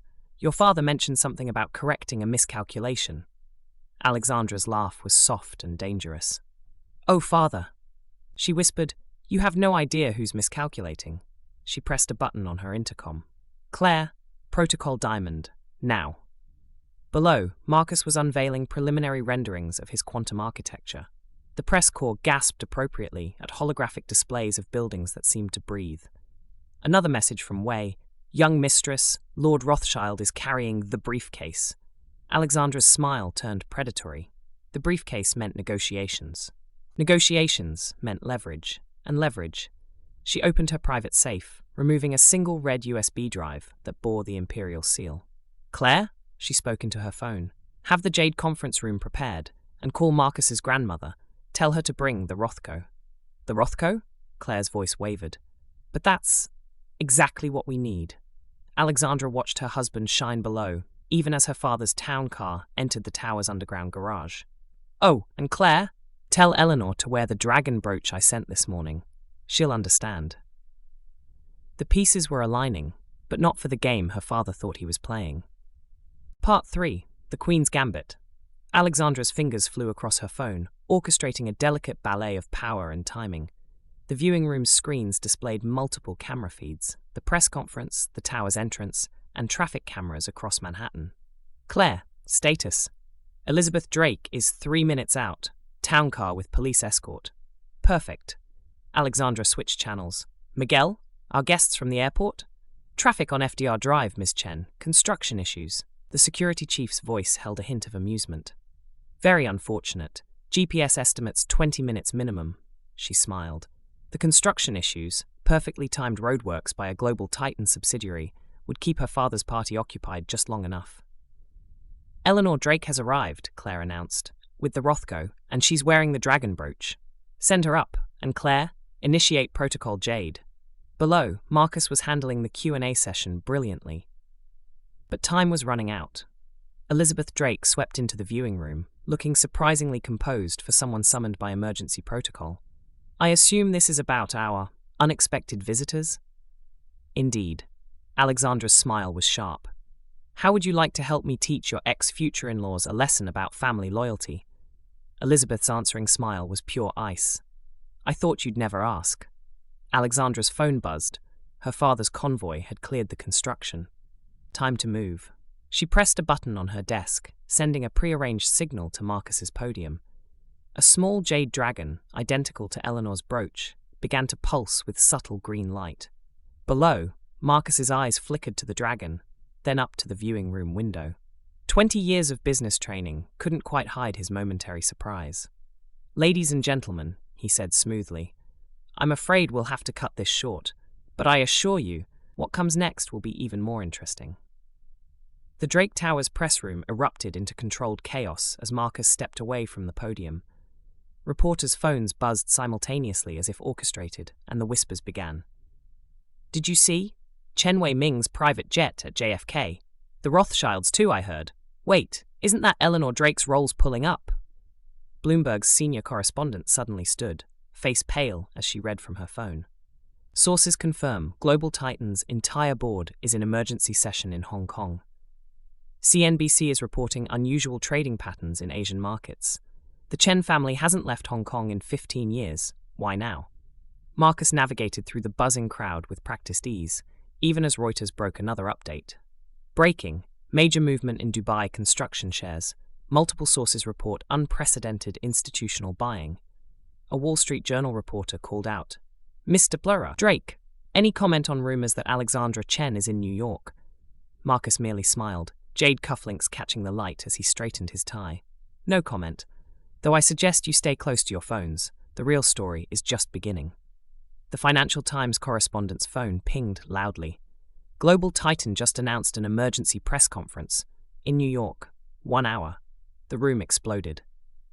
Chapter 14. Kings and Dragons Part 1. The War Room. The Jade conference room atop Drake Tower gleamed like an emerald fortress as Marcus strode in, adrenaline still coursing from the press conference. Alexandra met him halfway, her Chanel suit, a perfect match to the room's deep green hues. Darling, she purred, straightening his tie. Brilliant performance. But we have approximately 12 minutes before my father arrives, so listen carefully. She guided him to a leather chair while Elizabeth and Eleanor Drake took their positions like chess pieces being set. Chen Wei-ming never leaves Hong Kong, Alexandra began, perching on the conference table. The fact that he's here with the Rothschilds. She paused, fingers brushing his jade cufflinks. It means they're planning something massive. More massive than our quantum technology announcement? Much. Her smile was razor-sharp. They think they're here to negotiate, to perhaps correct their daughter's impulsive marriage choices. Eleanor's laugh chimed like crystal. Oh, how delightfully presumptuous of them. Indeed. Alexandra's eyes glittered. What they don't know is that while they were flying over the Pacific, I acquired controlling interest in 3 of their key development subsidiaries. Marcus's breath caught. When did you? While you were making breakfast, she winked. I do my best work before coffee. Elizabeth, who had been unusually quiet, suddenly smiled. The Rothko, that's why you wanted it here. Lord Rothschild has been trying to acquire it for decades, Alexandra confirmed. It's our checkmate piece. A soft chime from her phone. They're in the lobby. She leaned down, kissing Marcus with deliberate slowness. Ready to help me shock the kings of Asia, husband? Marcus rose, pulling Alexandra closer by her waist, his eyes dark with a mixture of admiration and determination. The jade cufflinks caught the light as his hands settled on her hips. Shock them? His laugh was low and dangerous. Darling, after what you've done this morning alone, I think we're about to give the kings of Asia collective cardiac arrest. That's the spirit. She smoothed his lapels, pride gleaming in her eyes. Though I do have one question, he murmured against her ear. When exactly were you planning to tell me that you bought 3 companies between croissants and coffee? She nipped his jaw playfully. Consider it a wedding present. Besides, her smile turned wicked. A wife should always have a few surprises for her husband. Eleanor's delighted laugh rang through the room. Oh, I do like her, Marcus. Much better than that dreadful Montgomery girl. Elizabeth, adjusting her Hermes scarf, actually smirked. The look on Victoria's face when she realizes who she lost you to, almost worth the billions in jade I destroyed. Speaking of billions, Alexandra straightened, all business now. They're in the express elevator. Places, everyone, and Marcus? She gave him one last searing kiss. Remember, you're not just Drake Industries anymore. You're the man who married Alexandra Chen. Own it. His answering smile was pure confidence. Yes, darling. Part 2. The Dragon's Den. The Jade conference room held its breath as the elevator's soft chime announced their visitor's arrival. Alexandra had arranged them with theatrical precision. Eleanor Drake ensconced in her chair like a queen on her throne, the Rothko displayed prominently behind her. Elizabeth seated with aristocratic poise, examining her manicure with studied indifference. Marcus relaxed in the primary chair, one ankle resting casually on his knee, those imperial jade cufflinks catching the light. Alexandra herself perched on the conference table's edge beside her husband, her Louboutins gleaming like fresh blood. Her last words still hung in the air. No one stands, no matter who enters. Not until I give the signal. Let them feel the weight of having to approach us. The massive double doors began to open, Claire orchestrating their dramatic reveal with the precision of a theatre director. The afternoon sun streamed through Drake Tower's windows, casting long shadows as the most powerful men in Asia stood framed in the doorway. Chen Wei-ming, the Dragon of Hong Kong, resplendent in a suit that cost more than most cars. Lord and Lady Rothschild, old money personified. Behind them, a phalanx of advisors and lawyers clutching briefcases and tablets. The expected moment came, when protocol and power demanded that everyone rise to greet titans of industry. Nobody moved. Alexandra's smile curved like a katana as she watched her father's face register the deliberate insult. The muscle in his jaw twitched, the same tell she'd inherited. "Welcome to New York," she said in perfect Mandarin. "I trust the traffic wasn't too inconvenient?" The afternoon sun painted golden stripes across the jade conference room as Chen Wei-ming regarded his daughter, his expression a masterpiece of controlled emotion. "Xiaolong," he addressed her, using her childhood name, Little Dragon. "Is this how you greet your father after 3 years?" Alexandra's smile remained perfectly calibrated. 3 years, 2 months, and 14 days, father, since you last summoned me to explain why I wouldn't marry Lord Rothschild's son. Marcus's hand found hers on the conference table, a subtle gesture that didn't escape her father's sharp eyes. "And now I find you've married." Chen Wei-ming's gaze swept over Marcus with calculating precision. "Careful, father." Alexandra's voice carried a silk-wrapped warning. "That's my lawfully wedded husband you're about to insult." She turned to the Rothschilds, switching to impeccable Queen's English. "Lord Rothschild, what a pleasure. I trust your flight was comfortable. Though I must say, flying commercial would have been faster than waiting for father's jet." Lord Rothschild's aristocratic features tightened at the subtle jab. She knew perfectly well they'd had to wait for her father's permission to travel with him. "I see your tongue remains as sharp as ever, my dear," he responded, clutching his infamous briefcase. "Oh, you have no idea," she purred. "Shall we discuss why you're really here? Or would you prefer to stand in the doorway admiring our Rothko?" Alexandra watched with practiced satisfaction as Lord Rothschild's eyes finally registered the massive canvas behind Eleanor Drake. His grip on his briefcase tightened until his knuckles went white. "Is that?" His aristocratic composure wavered. "The red Rothko? The one that vanished from the Imperial Collection? In 49? Alexandra's smile was pure silk. "Beautiful, isn't it? The way the crimson seems to pulse in certain lights." She gestured lazily toward Eleanor. "A birthday gift for my new grandmother-in-law. She has such excellent taste in art." Chen Wei-ming's eyes narrowed. The Rothko had been his white whale for decades, a piece that even his vast fortune couldn't locate.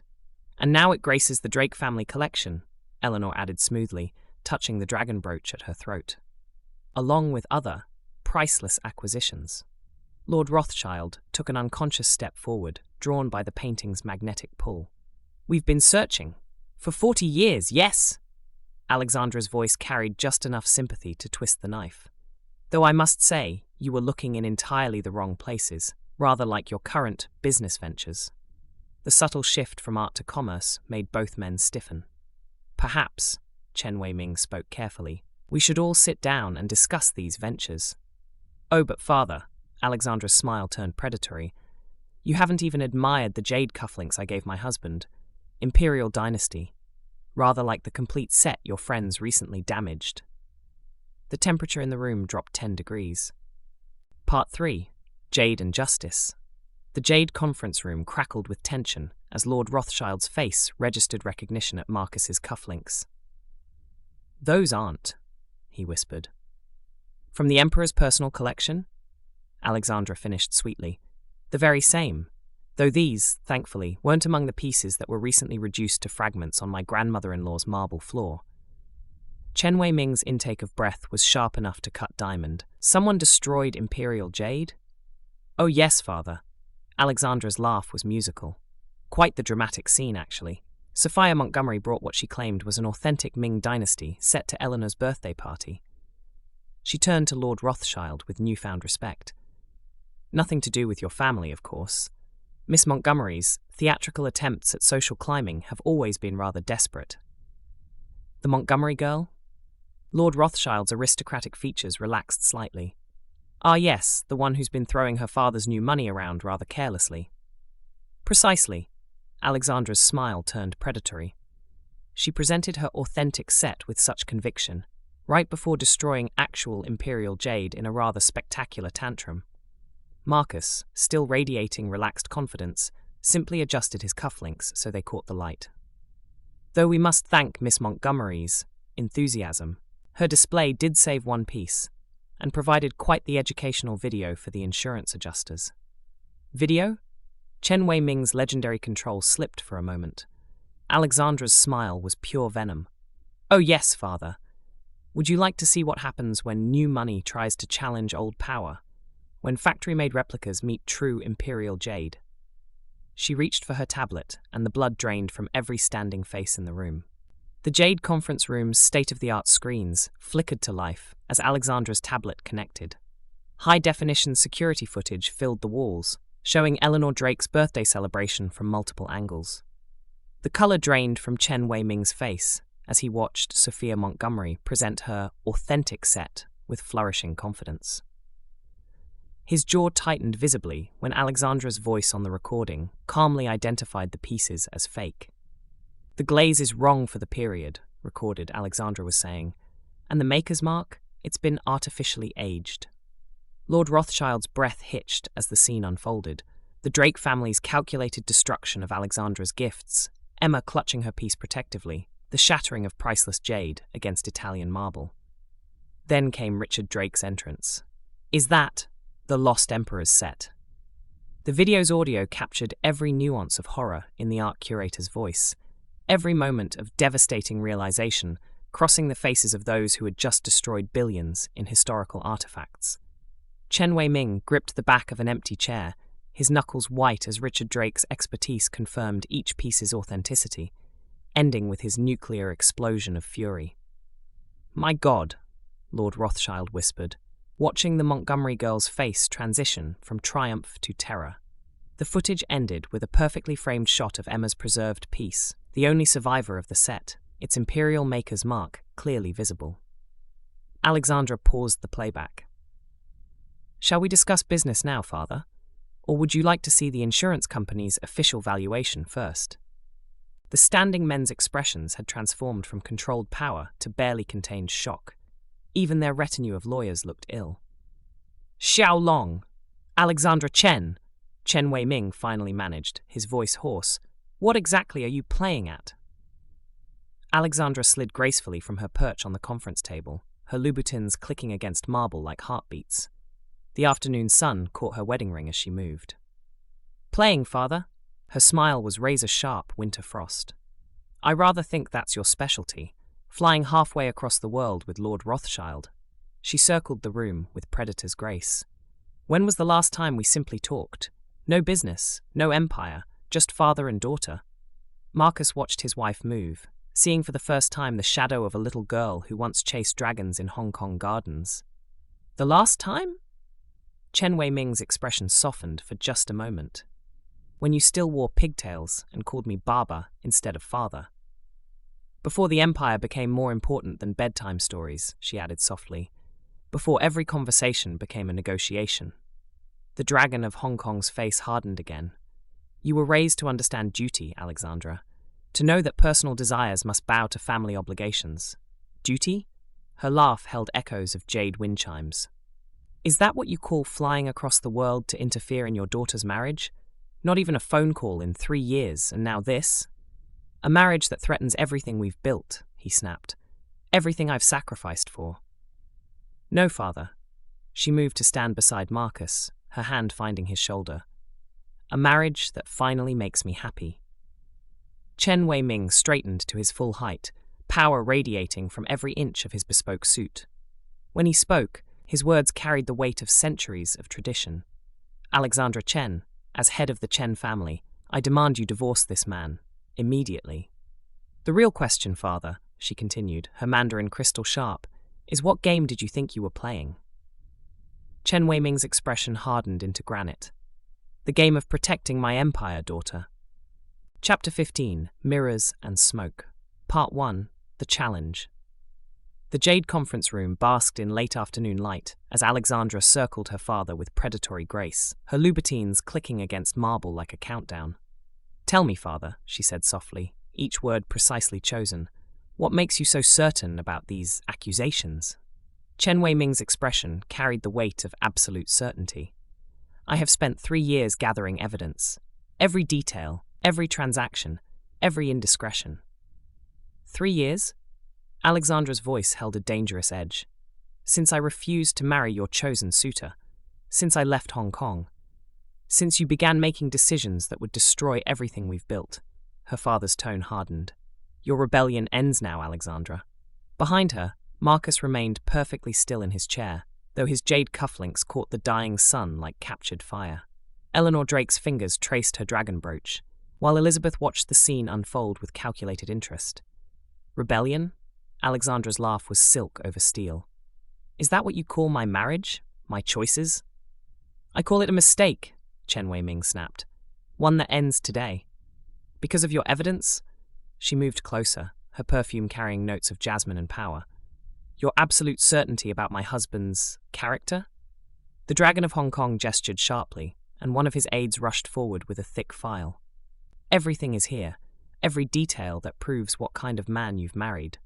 Alexandra's smile turned predatory. "Then by all means, Father, show me exactly who you think sits in that chair." Part 2, The Dragon's Fire. The Jade conference room's atmosphere thickened as Chen Wei-ming spread photographs across the polished table surface. Casino receipts from Macau, grainy surveillance shots from Singapore, bank statements with staggering numbers in red. "Look," he commanded, his voice tight with suppressed emotion. "Look at what your husband has done."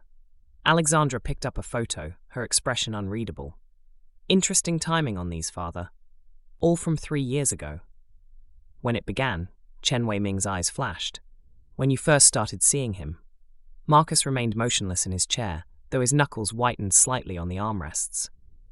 The jade cufflinks caught the dying sun, throwing green fire across the damning evidence. The gambling debts alone. Lord Rothschild spoke for the first time, his aristocratic voice heavy with judgment. Hundreds of millions, lost in a single night. And the women. Chen Wei-ming continued, spreading more photos. Paid for their silence with Chen family subsidiaries' money. Our money, Alexandra. Elizabeth Drake's sharp intake of breath was the only sound as more documents appeared. Contracts, NDAs, wire transfers. 7 ruined businesses in Macau. Her father's voice cracked with genuine pain. Families destroyed, lives shattered, all to cover his tracks. Alexandra lifted another photo, studying it with dangerous intensity. And you're absolutely certain about all of this? Certain enough to demand you end this marriage immediately. Chen Wei-ming straightened to his full height. Certain enough to disinherit you if you refuse. The Manhattan skyline burned crimson behind them as Alexandra finally looked up from the photo, her smile sharp enough to draw blood. "Oh, father," she whispered, "you really should have done more thorough research." The crimson sunset painted the jade conference room in shades of blood as Chen Wei-ming gathered his evidence with trembling hands. "Enough games, Alexandra," he commanded, his voice carrying the weight of generations.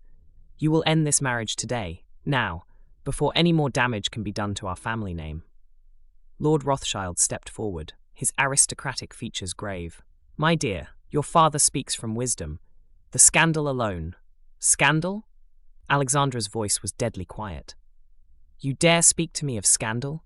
This is not a request, daughter." Chen Wei-ming's tone could have frozen flame. "This is your last chance to correct this unfortunate mistake, to remember who you are." "Who I am," she repeated softly. "A Chen." Her father's words fell like hammer blows. The heir to an empire, not some lovesick girl throwing everything away on a man who... The laughter caught everyone off guard. It started low, almost silent. Alexandra's shoulders shaking as she tried to contain it. Then it broke free. Rich, genuine, almost helpless mirth that filled the room like summer rain. She laughed until tears sparkled in her eyes, until Eleanor Drake's lips twitched in response, until even Marcus's perfect composure cracked into a slight smile. "Oh, father," she managed between peals of laughter, "you magnificent, misguided fool." Chen Wei-ming's face darkened like a thundercloud. "Alexandra." "No." She wiped tears from her eyes, her laughter settling into something dangerous. "Now it's my turn to show you some evidence." Part 3. Love and Legacy. The Jade Conference Room's atmosphere shifted like quicksilver as Alexandra's laughter softened into something more tender. Lord Rothschild, ever the diplomat, stepped forward with careful grace. "Perhaps," he offered, his aristocratic voice gentle, "we should all take a moment too." "No need, my lord," Alexandra interrupted, her tone transformed from mirth to an almost heartbreaking warmth. She moved toward her father, each step deliberate. "You know, father, this is exactly why I loved our Sunday morning dim sum when I was little." Chen Wei-ming blinked, clearly thrown by this sudden change. "What? Your passion?" She reached for his hand, the same way she had as a child. "Your absolute conviction in protecting what you love. Even when you're magnificently wrong, you do it with such dedication." "Alexandra." Her father's voice held confusion now, the dragon's fire dimming in the face of his daughter's unexpected tenderness. "You flew across the world," she continued softly, "prepared to wage war with the entire Drake family, just to protect me." Her free hand touched his cheek. "My fierce, wonderful, completely misguided Baba." The childhood endearment made him flinch slightly. "But, darling," Lord Rothschild tried again, "the evidence shows exactly how far a father will go to protect his daughter," she finished, her eyes never leaving her father's face, "even if he's fighting the wrong battle." Chen Wei-ming stood frozen, the mighty dragon of Hong Kong suddenly unsure in the face of his daughter's unconditional love. "Xiaolong," he whispered, using her childhood name, "I don't understand." Alexandra's smile was pure sunlight. "I know, Baba. That's what makes this next part so perfect." The dying sun painted father and daughter in shades of gold as Alexandra held Chen Wei-ming's gaze, her eyes bright with unshed tears of tenderness. "Thank you, Baba," she whispered in Mandarin. the language of their hearts. Thank you for loving me enough to cross oceans, for gathering evidence for 3 years, for being willing to wage war with empires to protect me. Her father's legendary composure wavered. Then you understand why. I understand everything, she smiled, squeezing his hand. But you're a few days too late, father. Too late? I already broke things off with the man you're thinking of. Her voice carried nothing but warmth. Quite spectacularly, actually, right before I found something I never expected.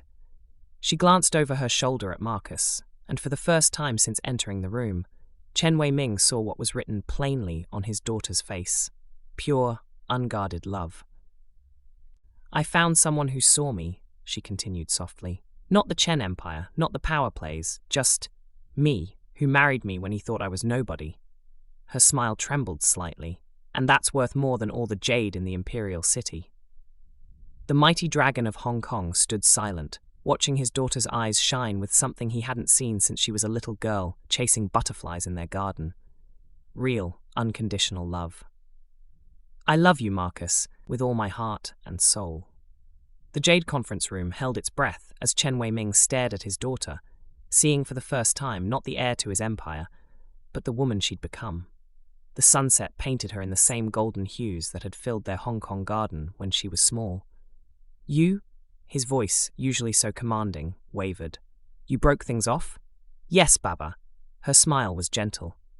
The man in your files, the one who caused so much destruction, he's gone from my life.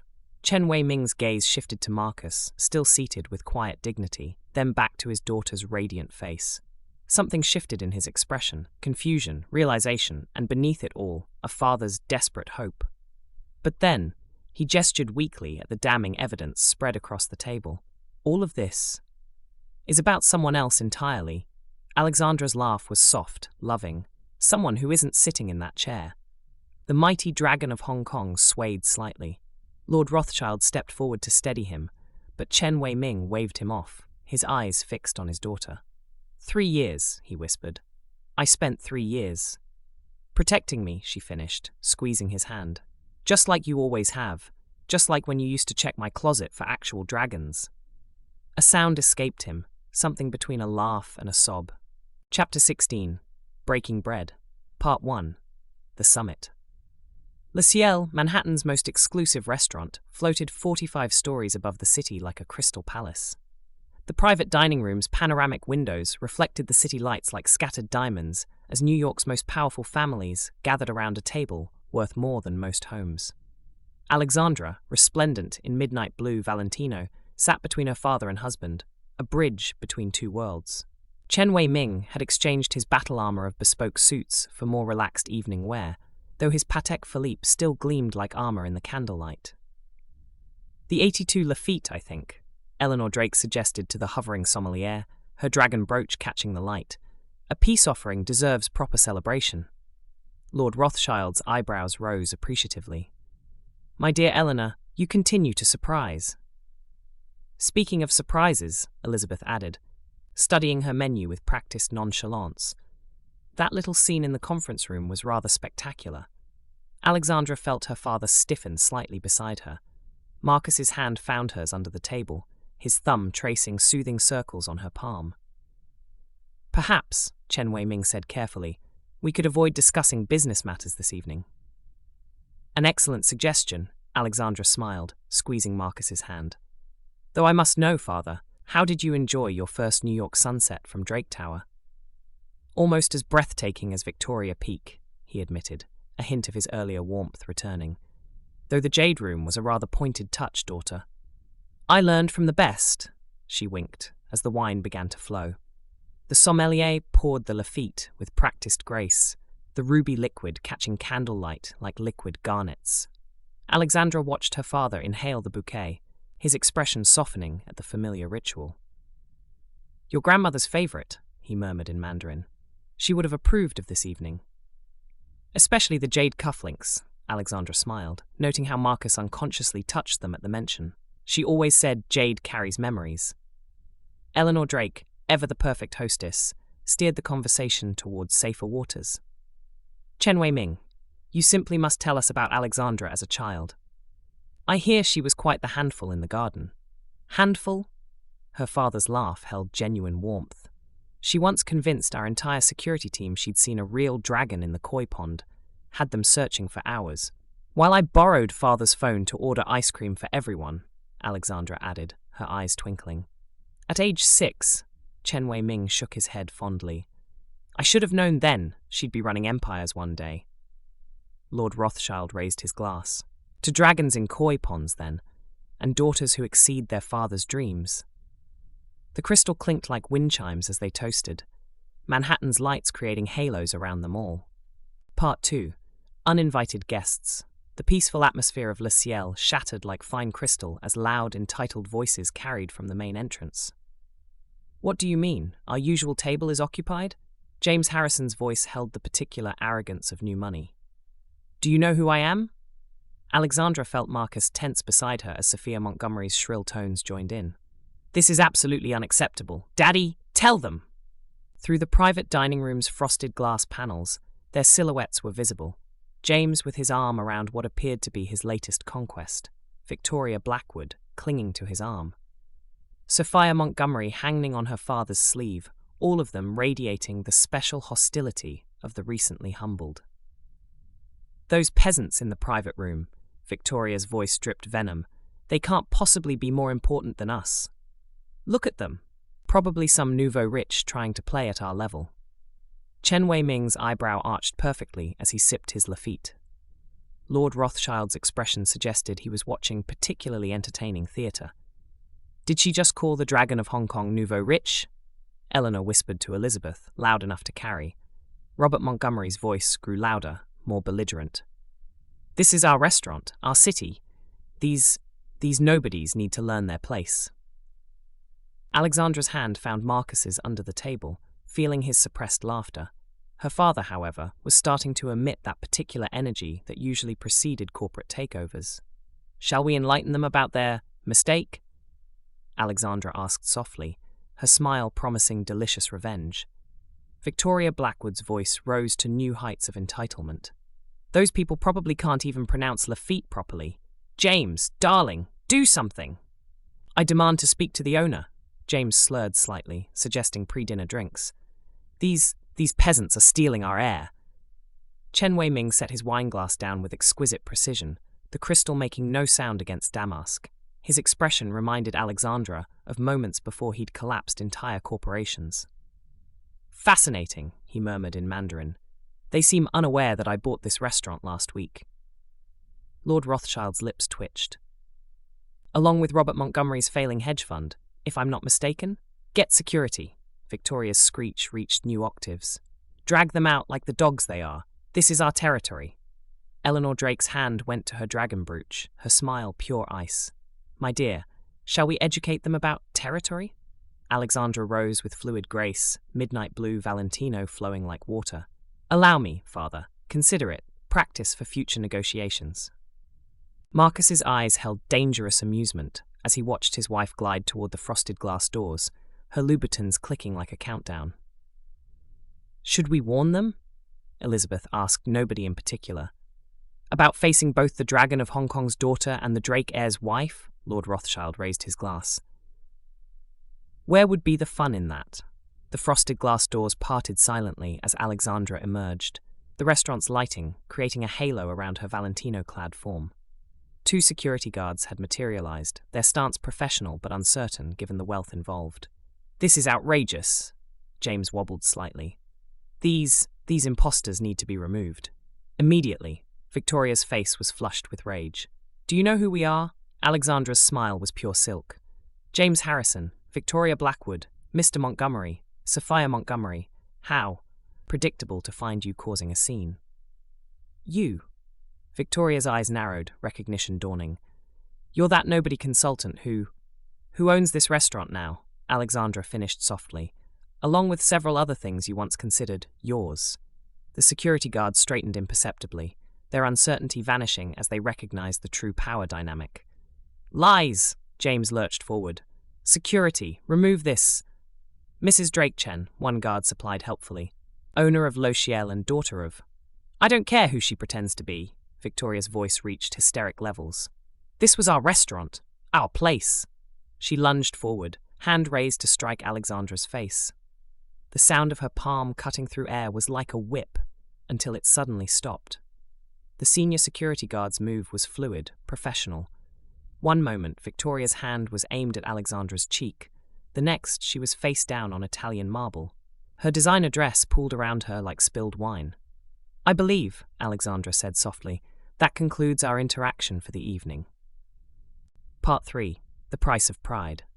Le Ciel's elegant foyer erupted into chaos as Victoria Blackwood scrambled up from the marble floor, her perfect coiffure now decidedly askew, her Chanel dress bearing witness to her ungraceful descent.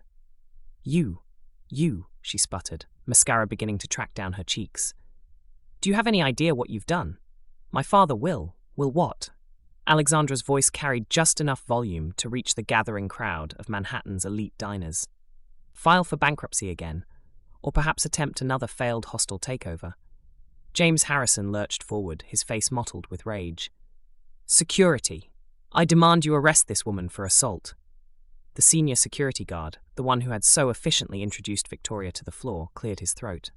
"Sir, the only assault attempted here was against Mrs. Drake Chen, the owner of this establishment." "Drake," Victoria's voice cracked. "What do you mean, Dra?" She froze as Marcus appeared in the doorway behind his wife, those imperial jade cufflinks catching the light like green fire. Chen Wei-ming and Lord Rothschild flanked him, their combined presence making the Montgomery contingent shrink visibly. "Hello, Victoria. Hello, Sophia. Mr. Montgomery," Marcus said pleasantly. "James, I see you're still working on those anger management issues." James's face went from red to white, so quickly it was almost impressive. "Marcus? But she's my wife," he finished, his hand finding Alexandra's waist. "Though I believe you know her better as Alexandra Chen." Victoria's shriek echoed off Le Ciel's crystal chandeliers as reality crashed through her denial. "Impossible. She's nobody. Just some consultant who owns this restaurant." Alexandra cut in smoothly, "along with the building your father's office is in." Her smile was pure silk as she made the smallest gesture with her hand. The security team moved with practiced efficiency. "You can't do this," Robert thrashed against the guard's professional grip. "I'm Robert Montgomery. My family built this city." "Correction," Lord Rothschild's aristocratic voice carried clearly. "Your family borrowed money to lease small parts of it. Rather unsuccessfully, I might add." Victoria clawed at the marble floor as she was lifted to her feet. "Marcus, tell them who we are." "Oh, I think everyone knows exactly who you are now," Marcus replied pleasantly, adjusting his jade cufflinks. "This isn't over," she screeched as the guards guided them firmly toward the exit. "Daddy, do something!" Mr. Montgomery, who had fallen suspiciously quiet, merely stared at Chen Wei-ming with the horrified recognition of a man seeing his financial doom personified. "Your quarterly review is tomorrow, isn't it?" Alexandra called after them, her voice honey-sweet. "To give the board my regards." The elevator doors closed on Victoria's final shriek of outrage, leaving only the faint scent of desperation and last season's Chanel.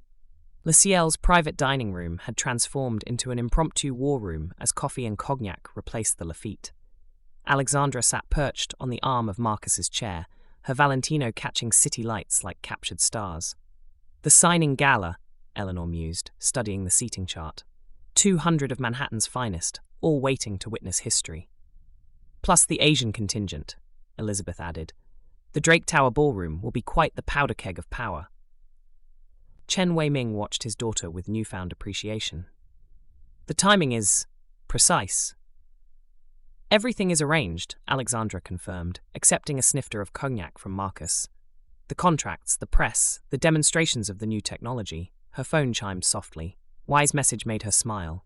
"All preparations proceeding as planned, young mistress. Though perhaps we should discuss the timing." "Something amusing?" Lord Rothschild inquired. "Just confirming details." She replied smoothly, her fingers dancing across the screen.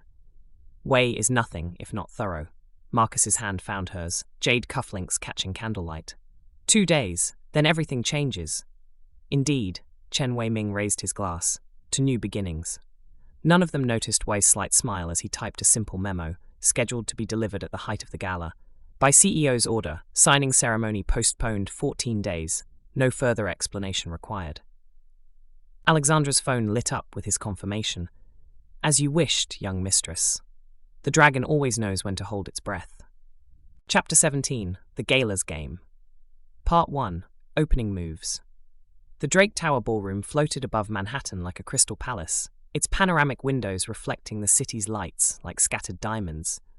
200 of the world's most powerful people mingled beneath chandeliers worth more than most suburban homes. Alexandra sat in her carefully chosen corner, a queen observing her court. Her Alexander McQueen gown, the color of midnight storms, pooled around her like liquid shadow. Marcus's arm draped casually across the back of her chair, his Tom Ford tuxedo and those ever-present jade cufflinks marking him as both warrior and consort. The main doors opened with practiced ceremony, and her lips curved slightly as James Harrison strutted in, Victoria Blackwood draped across his arm like last season's accessory. The girl, Alexandra noted, wore a dress that screamed new money and desperation. "Well?" Marcus murmured against her ear. "Someone's trying rather hard tonight." Alexandra sipped her champagne. "That's what, the third girlfriend this month?" "Fourth," he corrected softly, though this one seems to be struggling with her shoes. Indeed, the girl tottered precariously on Louboutins she clearly hadn't mastered, while James scanned the room with the desperate energy of a man trying to prove his relevance. Then he saw them. The blood drained from his face so quickly it was almost comical. His companion, noticing his distress, followed his gaze and promptly dropped her clutch. "Darling," Alexandra purred, never taking her eyes off the spectacle, "I believe the game is about to begin." The crystal chandeliers cast diamond patterns across the ballroom as James Harrison gathered what remained of his courage, steering his unsteady companion toward Alexandra's corner. "You," he snarled, trying to tower over their seated forms. "You have no right to be here. This is a private event for actual business leaders." Alexandra took another leisurely sip of champagne, her smile pure silk. "James, darling, still struggling with guest lists, I see." Victoria tugged at James's sleeve with confusion in her voice. "Baby, maybe we should—" "No." His voice carried just enough to draw attention from nearby groups. Nobody has been playing games long enough. Security!" Marcus's soft chuckle held genuine amusement. "Really, James? Again?" "I don't know how you got past the door," James continued, color rising in his face, "but this ends now. This is a serious business event, not some playground for pretend consultants and their arrangements." Alexandra finally looked up, her eyes holding the same expression Chen Wei-ming wore before corporate executions. "Arrangements? Everyone knows how you trapped Marcus," he spat. "What kind of services you must have.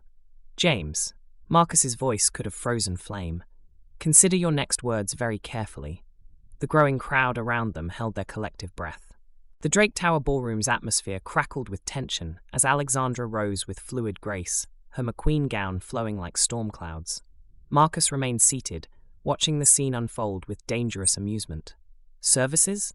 Her voice carried just enough to reach the growing audience. "How fascinating. Do elaborate, James.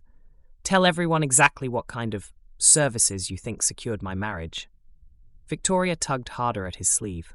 "James, maybe we shouldn't—" "Shut up!"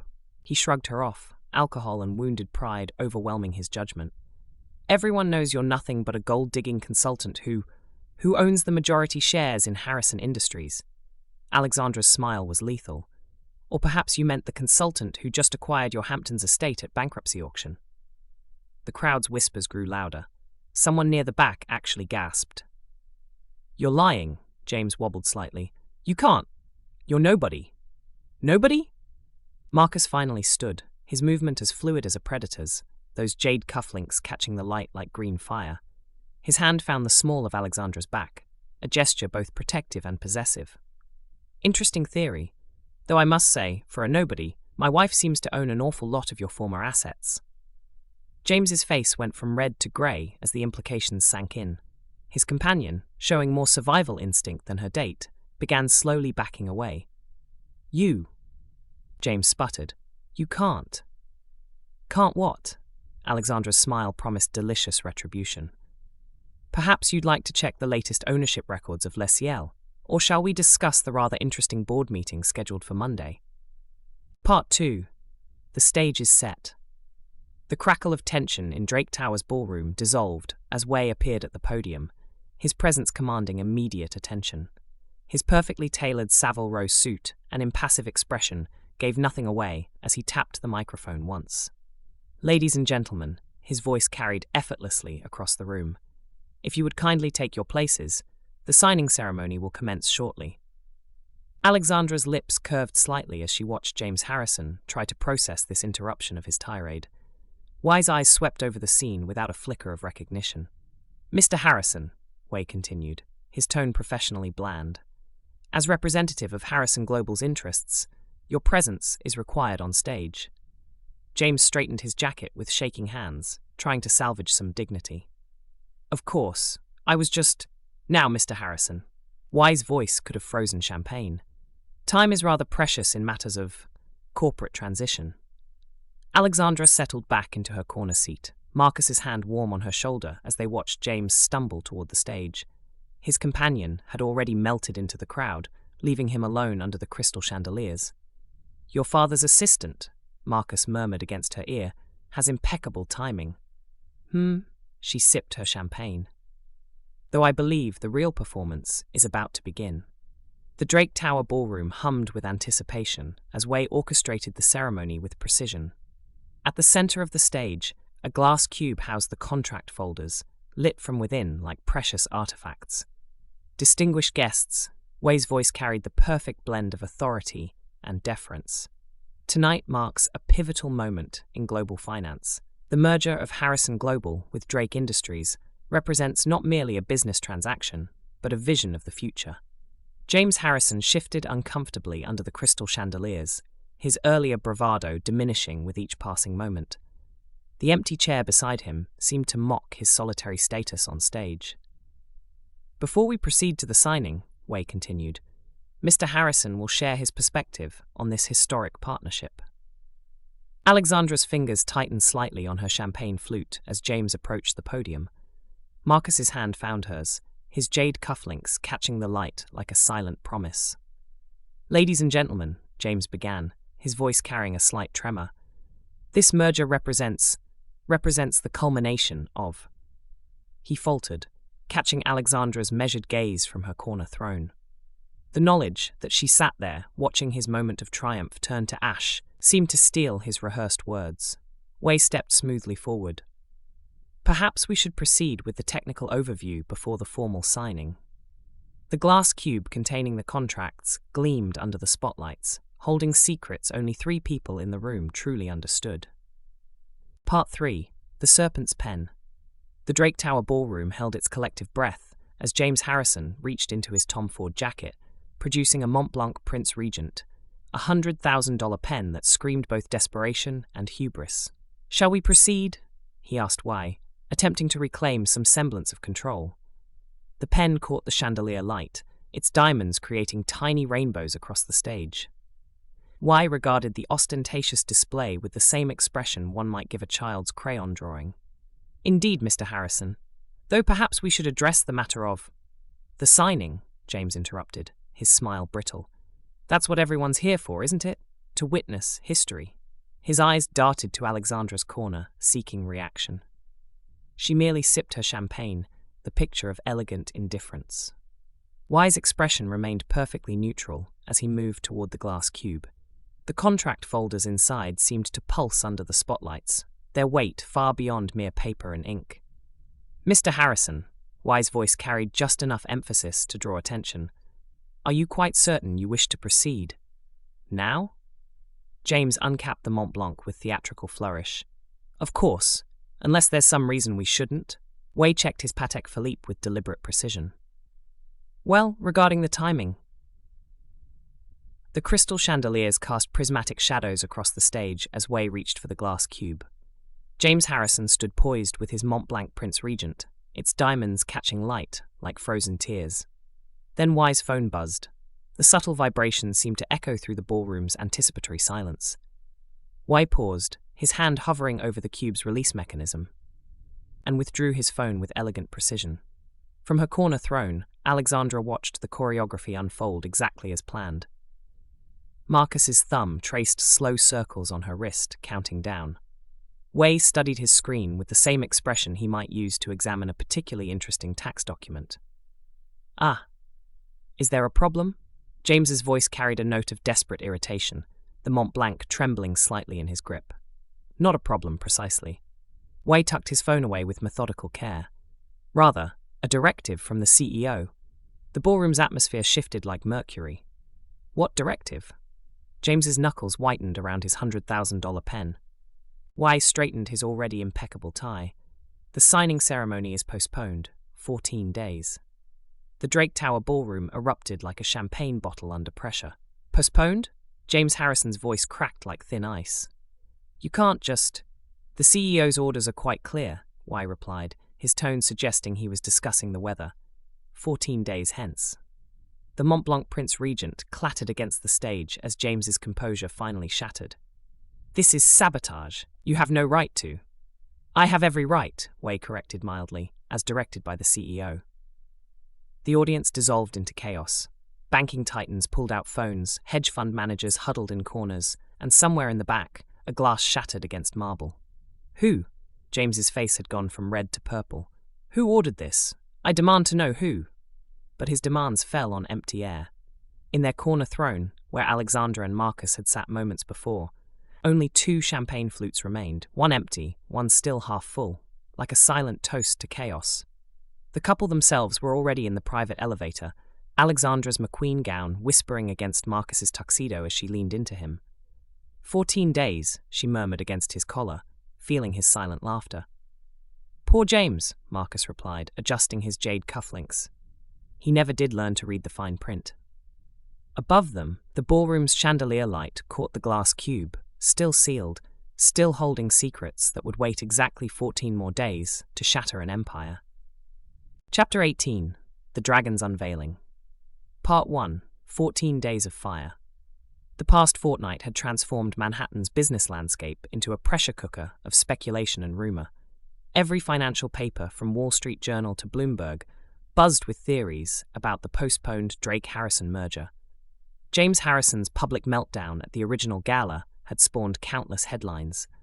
Harrison heirs champagne shower, merger mysteries deepen.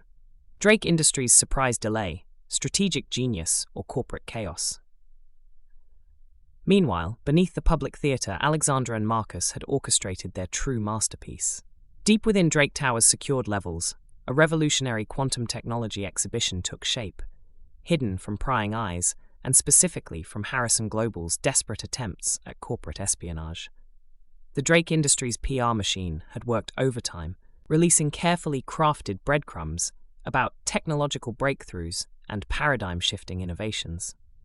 Each press release was timed perfectly to drive Harrison Global's stock price into increasingly erratic swings. In their penthouse suite, Alexandra reviewed the morning's Financial Times over jasmine tea.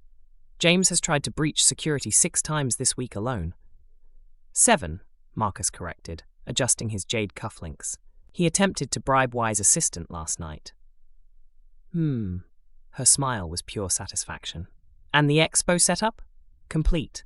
The quantum processors are installed, and the demonstration will leave no doubt about who truly controls the future of global construction. Tonight's gala would be more than a merger signing. It would be an execution, performed with silk ribbons and champagne flutes. While Drake Tower hummed with secret preparations, the Harrison empire crumbled in slow motion. James Harrison's desperate attempts to salvage his family's legacy had become daily entertainment for Manhattan's elite. Day 3. Harrison Global's emergency board meeting ended in chaos when James threw a Mont Blanc pen at his CFO for suggesting they explore alternative partnerships. Day 5. 3 major investors pulled out after James's disastrous CNBC interview, where he'd claimed the merger delay was just a technical glitch while visibly sweating through his Brioni suit. Day 8. The Harrison Group's shares plummeted 15% following leaked photos of James being escorted out of Les Ciel after attempting to negotiate with the maitre d' about Alexandra's ownership. Day 10. His latest girlfriend publicly dumped him at 11 Madison Park, citing his unhealthy obsession with Drake Industries and that woman in the corner. Day 12. The Wall Street Journal published a devastating exposé about Harrison Global's questionable trading practices, mysteriously sourced from internal documents. Meanwhile, Alexandra and Marcus orchestrated their symphony of destruction from their penthouse suite, each Harrison crisis perfectly timed with another Drake Industries innovation announcement. "The latest numbers?" Marcus asked, reviewing the morning briefs. "Harrison Global has lost 40% of its market value," Alexandra replied, sipping her jasmine tea. "James has sold 3 properties just to maintain appearances. And the exhibition?" Her smile was pure silk, ready to deliver the final blow. Part 2. Empire's Dawn. The private dining room atop Drake Tower gleamed like polished jade as Global Construction's true titans gathered around a table worth more than most suburban homes. The afternoon sun painted golden stripes across blueprints and contracts that would reshape the industry. Alexandra sat between her father and husband, her Chanel suit a perfect match to the room's deep green hues. Lord Rothschild studied the revolutionary construction technology schematics with keen interest. "The integration with European sustainable building standards?" Chen Wei-Ming inquired, his jade cufflinks matching his daughter's husband's. Marcus activated a holographic display of their groundbreaking construction system. "Complete. The quantum-enhanced structural analysis exceeds even Swiss engineering parameters." "Remarkable," Lord Rothschild murmured. "And Harrison Global has no idea they're signing away their future to acquire outdated construction methods?" Alexandra's smile was pure silk. "James is so focused on winning the merger, he never questioned why we'd sell controlling interest in our revolutionary construction division." "Because we're not selling anything," Marcus added, pulling up the real contracts. "While Harrison Global thinks they're acquiring our traditional construction technology." "We're creating something unprecedented," Chen Wei-Ming finished, pride evident in his voice. "The Chen-Drake-Rothschild Construction Alliance." Lord Rothschild traced his signature line on the contract, positioned next to Marcus's and Chen Wei-Ming's, "to the future of global construction, one that will make Harrison's methods look positively medieval." Speaking of medieval, Alexandra checked her phone. "James just tried to access our prototype designs. Again." "Let him chase concrete shadows," Marcus smiled.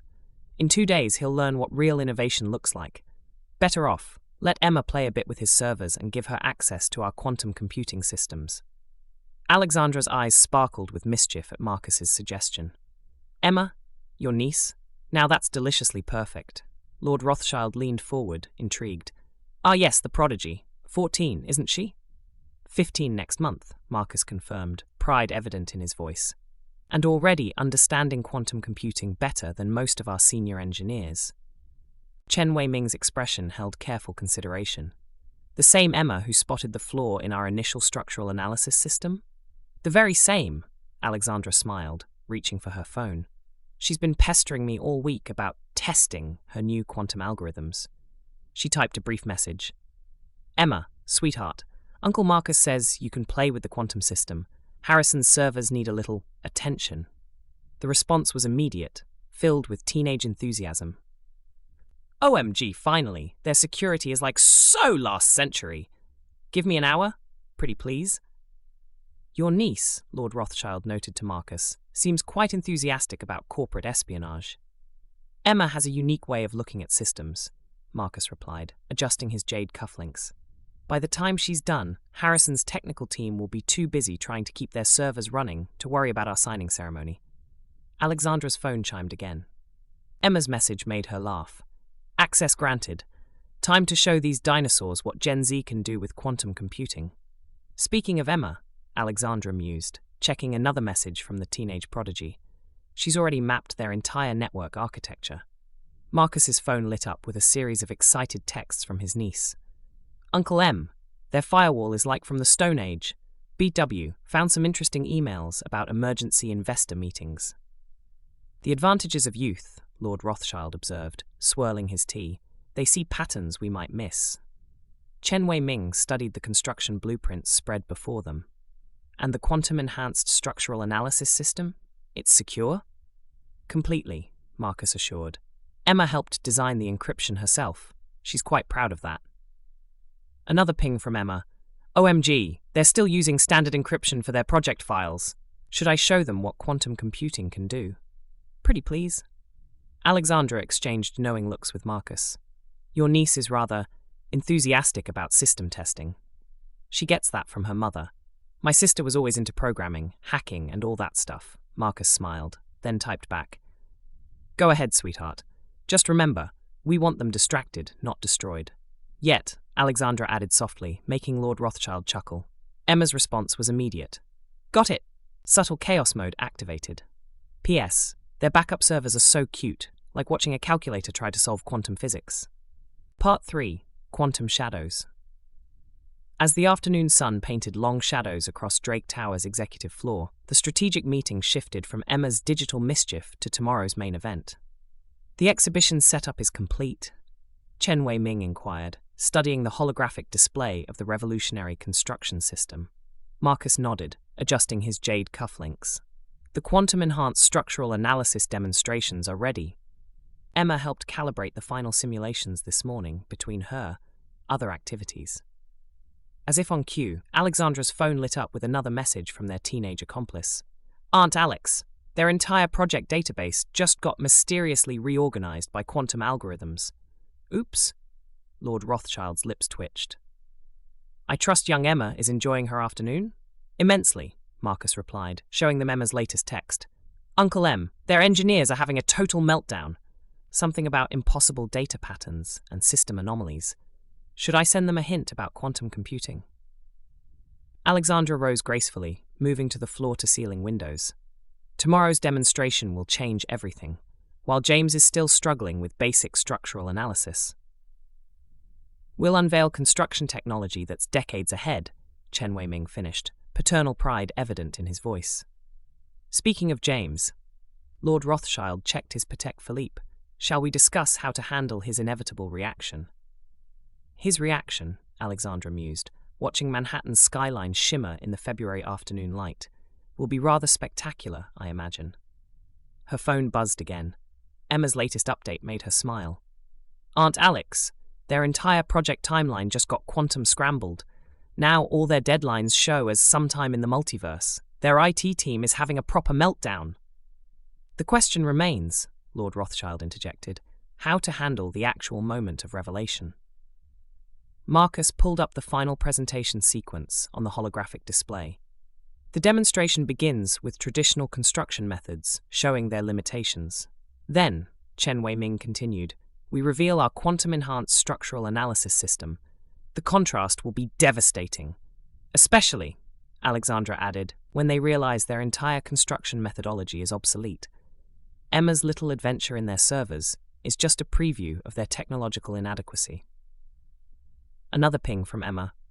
Uncle M, they're trying to run diagnostics with standard tools. It's like watching someone try to catch quantum particles with a butterfly net. Lord Rothschild raised his teacup in subtle appreciation. And the actual signing? Wei has choreographed everything, Alexandra confirmed. The moment James realizes he's not even included in the final contract. That's when we announce the Chen-Drake-Rothschild alliance, Marcus finished, his jade cufflinks catching the winter sun. Chapter 19, The Final Dance. Part 1, Opening Moves. Drake Tower's grand ballroom shimmered under crystal chandeliers on this crisp February evening. The air hummed with anticipation as Manhattan's elite gathered, their evening wear worth more than most annual salaries. Behind sealed doors, the adjacent networking ballroom held secrets that would reshape the construction industry forever. James Harrison made his entrance with calculated drama, Victoria Blackwood draped on his arm like an expensive afterthought. Her Valentino gown screamed new money, while his Tom Ford tuxedo showed signs of recent alteration, a subtle tell of Harrison Global's financial strain. Darling, Victoria purred loud enough to carry.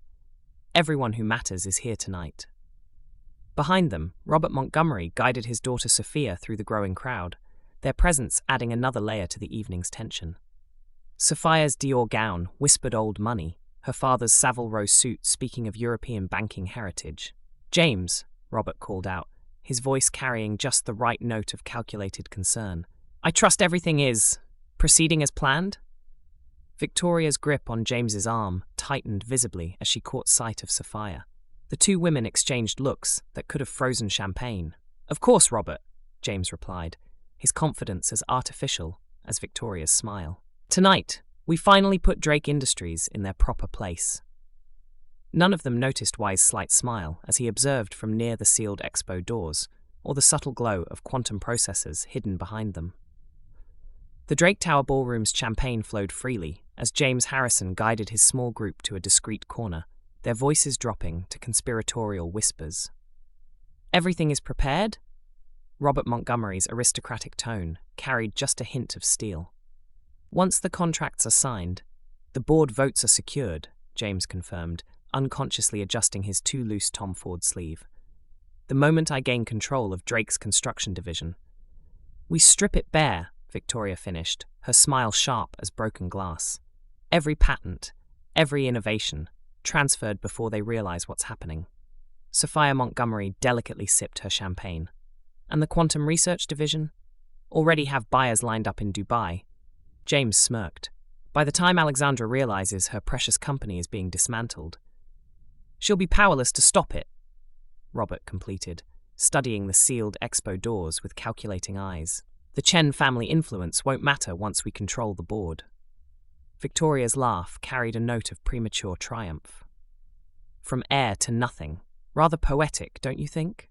None of them noticed the small red light blinking on the crystal chandelier above them, or the way Way's tablet quietly recorded every word of their planned corporate assassination.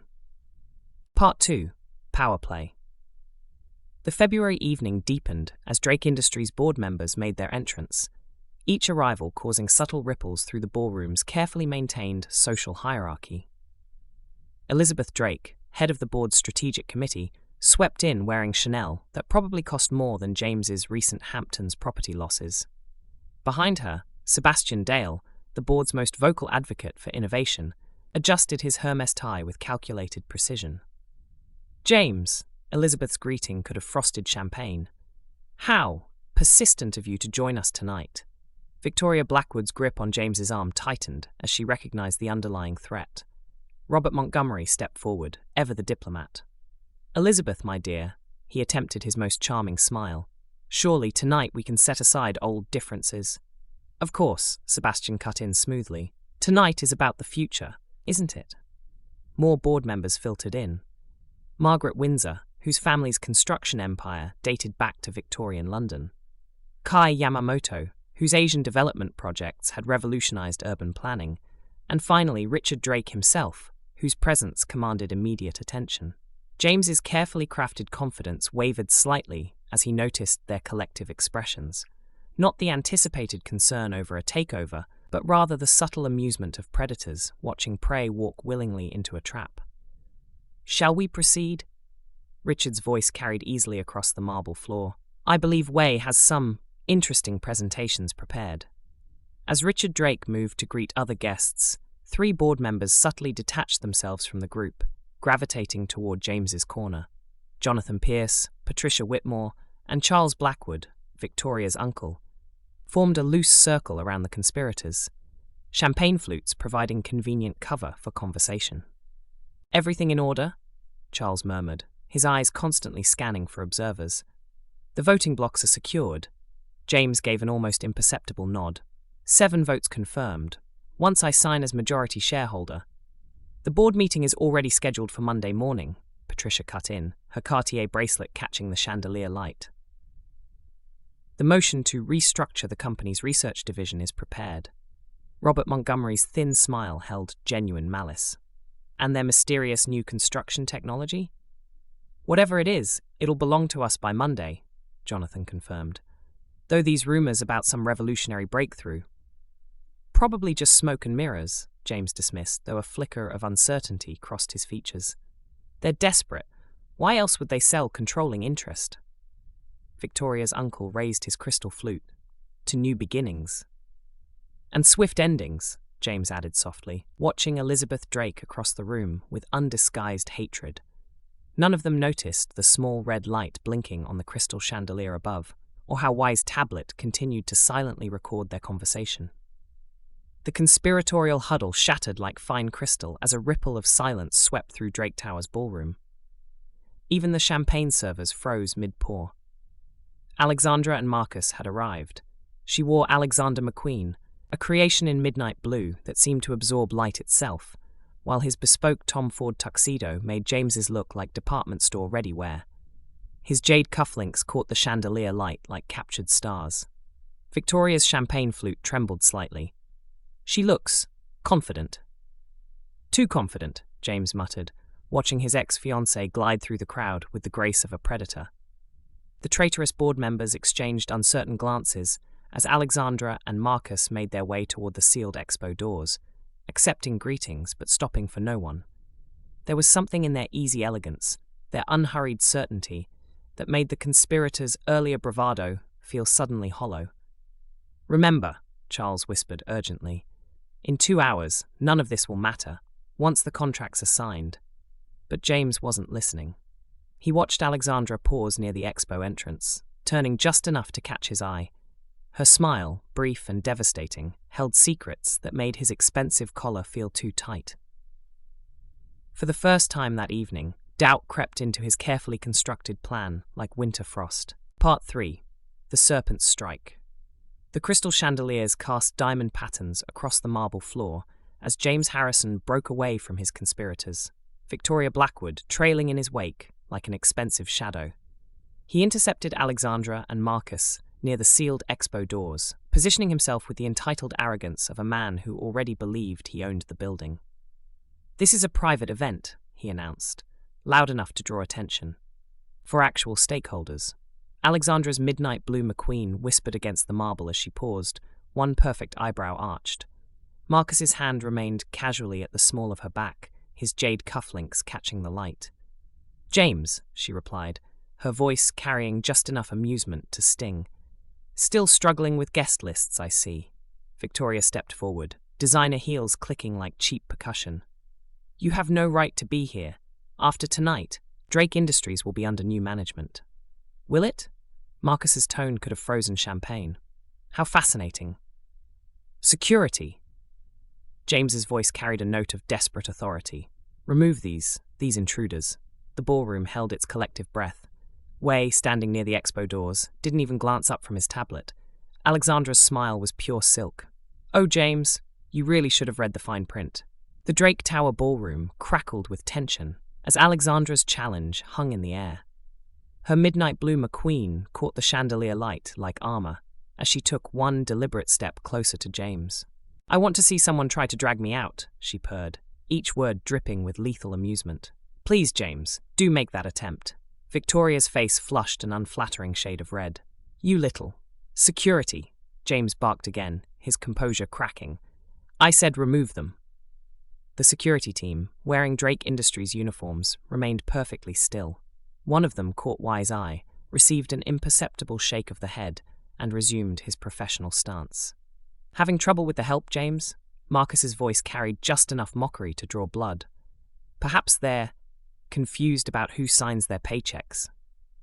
James took a half step forward, his face mottled with rage. "This building is rented for me, my company. I won't let some gold-digging consultant and her—" "Your building?" Alexandra's laugh was pure silk over steel. "Oh, darling, you really should have had your legal team check the ownership records more carefully." The gathered crowd watched with collective held breath as James's hand actually twitched toward Alexandra's arm. The February evening air crackled with electricity as James's hand moved toward Alexandra's arm. The chandelier light caught Marcus's jade cufflinks as he shifted, not obviously protective, but with the casual readiness of a predator about to strike. "I wouldn't dare if I were you, James," Marcus's voice carried soft warning, "unless you want to add assault charges to your evening's entertainment." James's hand froze mid-reach as Wei cleared his throat. "Mr. Harrison, might I remind you that all security cameras in Drake Tower are fully operational, even though Titan Global has rented this building for tonight's gala event. The owner is still Mr. Drake." Victoria grabbed James's sleeve, her designer nails digging into the Tom Ford fabric. "James, don't let them provoke you. In an hour, none of this will matter." Alexandra's smile deepened, something dangerous dancing in her eyes. "An hour? How optimistic." She turned slightly, addressing the gathered crowd. Though since we're all here, perhaps we should move to the evening's main event.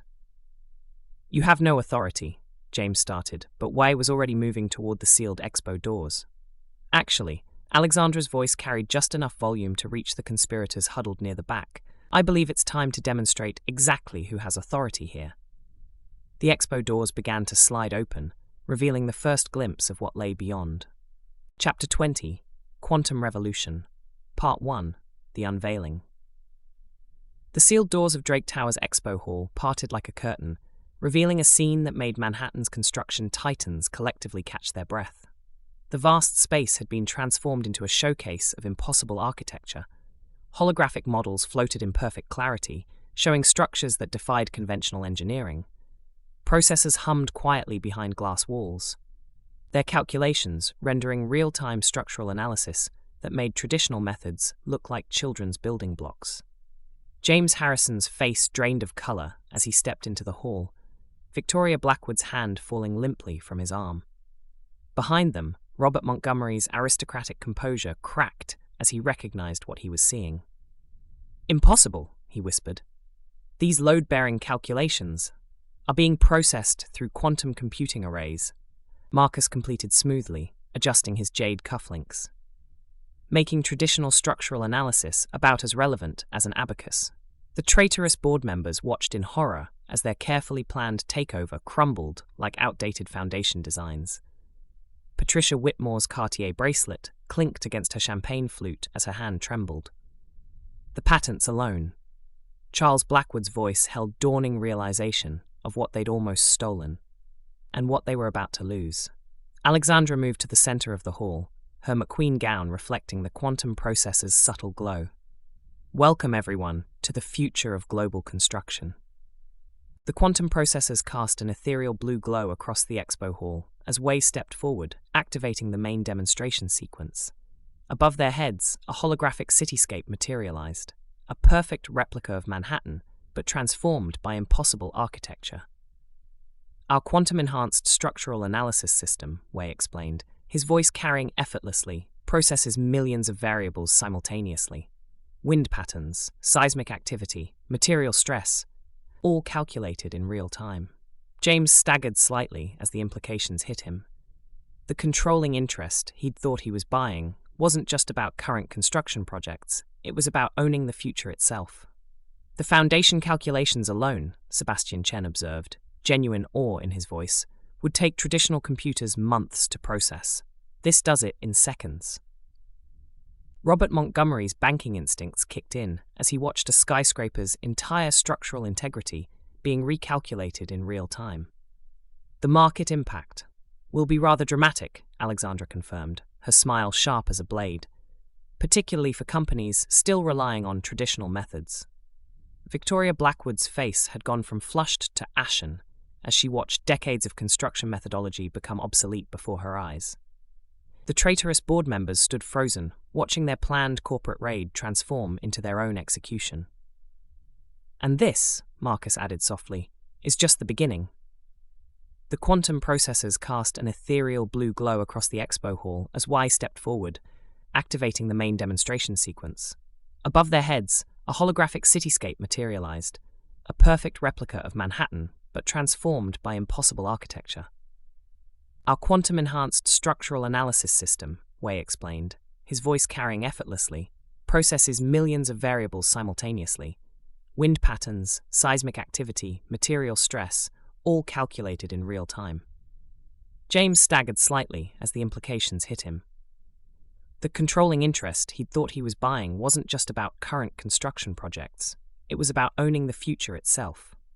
"The foundation calculations alone," Sebastian Dale observed, genuine awe in his voice, "would take traditional computers months to process. This does it in seconds." Robert Montgomery's banking instincts kicked in as he watched a skyscraper's entire structural integrity being recalculated in real time. "The market impact will be rather dramatic," Alexandra confirmed, her smile sharp as a blade, "particularly for companies still relying on traditional methods." Victoria Blackwood's face had gone from flushed to ashen as she watched decades of construction methodology become obsolete before her eyes. The traitorous board members stood frozen, watching their planned corporate raid transform into their own execution. And this, Marcus added softly, is just the beginning. Part 2. The Dragon's Court.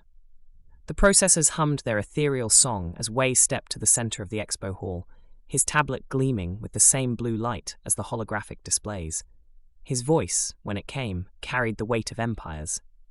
"Ladies and gentlemen," he announced, commanding absolute attention, "may I present Lord Jonathan Rothschild of the European Rothschild Construction Consortium." The aristocrat's entrance was perfectly timed. His bespoke Anderson and Shepherd suit, worth more than most London flats. The crowd parted like water. "And," Wei continued, his smile holding secrets, "Chen Wei-ming, chairman of the Chen Global Construction Empire." Alexandra's father appeared, as if materialized from silk and shadow, his presence making James Harrison's earlier attempts at authority seem like a child playing dress-up. The jade cufflinks that matched his daughter's husband's caught the quantum light like captured stars. The conspirators' faces turned various shades of grey as the true magnitude of their miscalculation became apparent. This wasn't just about Drake Industries anymore. "I believe," Lord Rothschild's aristocratic tone carried just enough amusement to sting, "we have some contracts to discuss." "Though perhaps," Chen Wei-ming added, his smile matching his daughter's. "Not quite the ones Mr. Harrison was expecting." Wei's tablet gleamed as he continued the introductions, each word calculated for maximum impact. For those who may be unaware, his voice carried precise emphasis. Chen Global Construction Empire, under Chairman Chen Wei-ming's leadership, is the controlling entity of Titan Global Industries. The ripple of shock that went through the room was almost visible. James Harrison's knees actually buckled slightly. Titan Global, the very corporation he'd been courting for a hostile takeover partnership, the empire he'd thought would help him crush Drake Industries. Victoria Blackwood's champagne flute slipped from nerveless fingers, caught smoothly by a passing server. "Yes," Lord Rothschild commented dryly, noting their reactions. "That Titan Global." Robert Montgomery's banking expertise made him the first to fully grasp the implications. His face went from grey to white as he calculated just how thoroughly they'd been outmaneuvered. "The merger contracts," he began weakly, "are quite different from what you imagined," Chen Wei-ming finished, his smile holding centuries of imperial authority. "Though I must commend your enthusiasm for wanting to partner with my corporation, even if you didn't realize you were negotiating with family." Alexandra's Midnight McQueen caught the quantum light as she moved to stand between her father and husband, 3 generations of corporate power aligned in perfect harmony. Wei's tablet glowed with deadly purpose as he stepped forward once more, his voice carrying the weight of corporate execution. "While we're discussing governance," he announced with surgical precision, "I believe we have some matters of immediate board oversight to address." Elizabeth Drake moved forward, her Chanel rustling like steel. "Indeed, Section 7, Paragraph 3 of Drake Industries' Charter, immediate removal of board members for documented conspiracy against company interests." The traitorous board members froze as Wei's tablet connected to the hall's main display. Their earlier conversation appeared in perfect clarity, every word, every planned betrayal captured in pristine digital quality.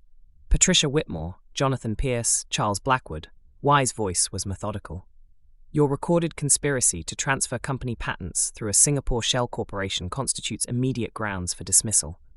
Effective." He checked his watch with deliberate precision. "Now." "You can't," Charles Blackwood started. "Oh, but we can," Lord Rothschild interjected smoothly. "The SEC has already been notified. I believe insider trading carries rather serious penalties these days." "Your personal accounts," Chen Wei-ming added, "have already been flagged for investigation. Rather unfortunate timing, considering Monday's market opening." Alexandra's smile was pure venom as she watched their faces crumble. "I believe security can show you out, though do mind the reporters in the lobby. They're particularly interested in corporate corruption stories these days. You tried to overthrow my husband. Now live with the consequences of your personal ending." Part 3. The Dragon's Legacy. The lights cast their ethereal glow across the expo hall as Wei moved to the central stage. The contract folder, no longer concealed behind glass, lay on a sleek carbon fiber podium like a royal decree awaiting its seal. Distinguished guests, Wei's voice carried authority earned through decades of service. Chairman Chen Wei-ming of Titan Global Industries. Alexandra's father moved through the crowd with imperial grace, each step measured and deliberate. The gathered construction titans, still reeling from the previous execution of the traitorous board members, parted before him like a sea before a force of nature. The contract folder seemed to pulse under the light as Chen Wei-ming approached the podium. James Harrison, now trapped in the audience by circumstance and security, watched with undisguised horror as his imagined triumph transformed into his corporate obituary. The future of global construction, Wei continued, will be forged not through hostile takeovers or backdoor dealings, but through the union of true innovation and generational power. Chen Wei-ming reached the podium, his jade cufflinks catching the light in perfect harmony with his daughter's Midnight McQueen and his son-in-law's matching pair. The symbolism was lost on no one. Wei's tablet gleamed under the quantum light as his voice cut through the tense atmosphere with surgical precision. "Mr. James Harrison," he announced, each syllable perfectly measured. "Please join Chairman Chen on stage." The crowd parted, leaving James exposed like a wounded animal. His Tom Ford tuxedo, already showing signs of his financial strain, seemed to hang more loosely as he made his way forward. Victoria Blackwood's attempt to follow was halted by a subtle gesture from security. As the former representative of Harrison Global, Wei continued, his pause perfectly timed, "You should witness this historic moment up close." James reached the stage, his earlier bravado replaced by growing dread as Chen Wei-ming regarded him with the same interest one might show an obsolete blueprint. "Mr. Harrison." Chen's voice carried just enough volume to reach every corner of the expo hall. "I believe you were expecting to sign some contracts tonight." "Yes, the merger agreement," James started, his voice unsteady. Yes, the merger." Chen Wei-ming's smile held centuries of imperial authority, though perhaps not quite the one you imagined. "Wei, if you would." Wei's tablet projected the real contract onto the massive displays, revealing the Chen-Drake-Rothschild alliance in all its devastating glory. James's face went from pale to grey as he read the title page. The processors hummed their victory song as Wei turned back to the audience, his tablet casting blue light across the stage where James Harrison stood frozen in his unravelling reality. "Lord Jonathan Rothschild," Wei's voice carried with perfect clarity, each word another nail in Harrison's corporate coffin. "Chairman of the European Rothschild Construction Consortium." The aristocrat ascended the stage with generations of old-world power in every step, his Anderson and Shepherd suit making James's Tom Ford look decidedly provincial.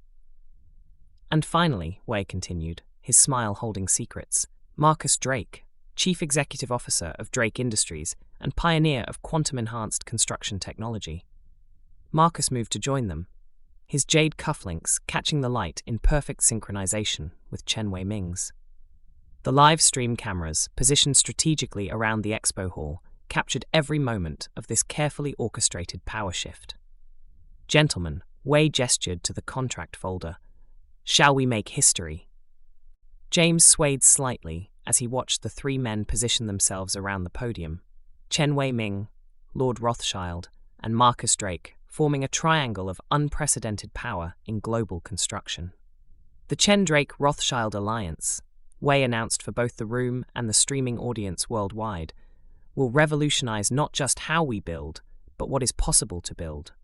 The February afternoon light streamed through Drake Tower's windows as Wei opened the contract folder with ceremonial precision. The live stream cameras zoomed in as 3 fountain pens were presented, each a masterpiece of craftsmanship that made James's Mont Blanc Prince Regent look gaudy in comparison. "Chairman Chen Wei-ming," Wei announced, representing Titan Global Industries and the Chen Global Construction Empire. Alexandra's father signed with the fluid grace of someone accustomed to reshaping industries. His jade cufflinks caught the quantum light as he stepped back. "Lord Jonathan Rothschild, representing the European Rothschild Construction Consortium." The aristocrat's signature flowed across the page like liquid authority, centuries of old-world power distilled into a single stroke. "And Marcus Drake, Chief Executive Officer of Drake Industries." Marcus stepped forward, his own jade cufflinks gleaming in perfect harmony with his father-in-law's, as he signed the document that would unite three of the world's most powerful construction empires. James Harrison's knees actually buckled as he watched his dreams of corporate conquest transform into his own execution order. The livestream cameras caught every moment of his defeat. The Chen-Drake-Rothschild alliance, Wei announced to the world, is now officially established. Epilogue: The Dragon's Heart. The ink on the historic alliance contract was barely dry when Marcus Drake stepped forward again, his jade cufflinks catching 1,000 shades of light as he moved to the podium. The livestream cameras followed his every move, capturing what the world thought was merely the conclusion of a corporate merger. Before we conclude this evening, his voice carried easily through the expo hall, there's one more matter of family business. Wei's smile held knowing warmth as he turned to the audience. Miss Alexandra Chen. She moved through the crowd like midnight silk, her McQueen gown catching the ethereal glow of the lighting. As she reached the stage, Marcus took her hand, his eyes holding hers with an intensity that made even the most cynical observers catch their breath. Alexandra, he began, his voice soft but carrying clearly through the perfect acoustics. We've signed contracts that will reshape the construction world, but there's one more agreement I'd like to propose. The collective gasp was audible as Marcus Drake, CEO of Drake Industries, dropped to one knee before the daughter of Chen Wei-ming. From his pocket, he produced not a ring box, but an ancient jade pendant, a Chen family heirloom that made Victoria Blackwood's diamonds look like costume jewelry. Chairman Chen, Marcus addressed his future father-in-law without rising. I formally request your daughter's hand in marriage, joining our families as we've joined our empires. Chen Wei-ming's smile held all the warmth of a father and all the satisfaction of an emperor as he stepped forward, the quantum light reflecting off 3 pairs of matching jade cufflinks. The processor's hum seemed to hold its breath as Alexandra looked down at Marcus, still kneeling with the ancient jade pendant, its deep green matching perfectly with the 3 pairs of cufflinks that had become symbols of their united empires. Chen Wei-ming stepped forward, his voice carrying the weight of generations. My daughter, he spoke in perfect English, but with the measured tones of his heritage, has already proven herself worthy of both our family's legacy and the future we build. Marcus Drake, you have shown yourself to be her equal in every way. The live-stream cameras captured every nuance as Alexandra's fingers traced the jade pendant's intricate design, a dragon and phoenix intertwined, symbols of perfect union that had been in the Chen family for centuries. Yes, she said simply, her voice carrying the same quiet authority that had just reshaped the construction world. In business and in life, yes. As Marcus rose to place the pendant around her neck, the light caught all 3 pairs of jade cufflinks in perfect synchronization. The symbolism was lost on no one, especially James Harrison, who watched from the sidelines as the woman he'd once thought to control became empress of an empire he could never have imagined.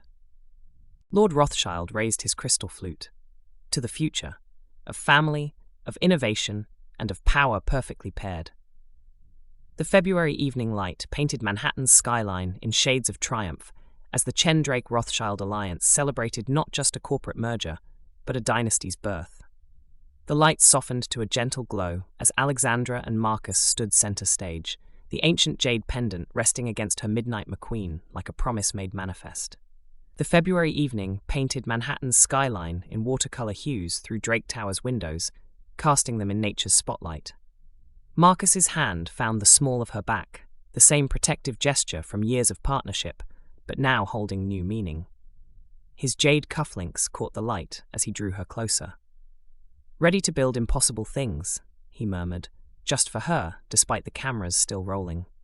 Alexandra's smile held all the warmth of their private moments, yet now shared with the world.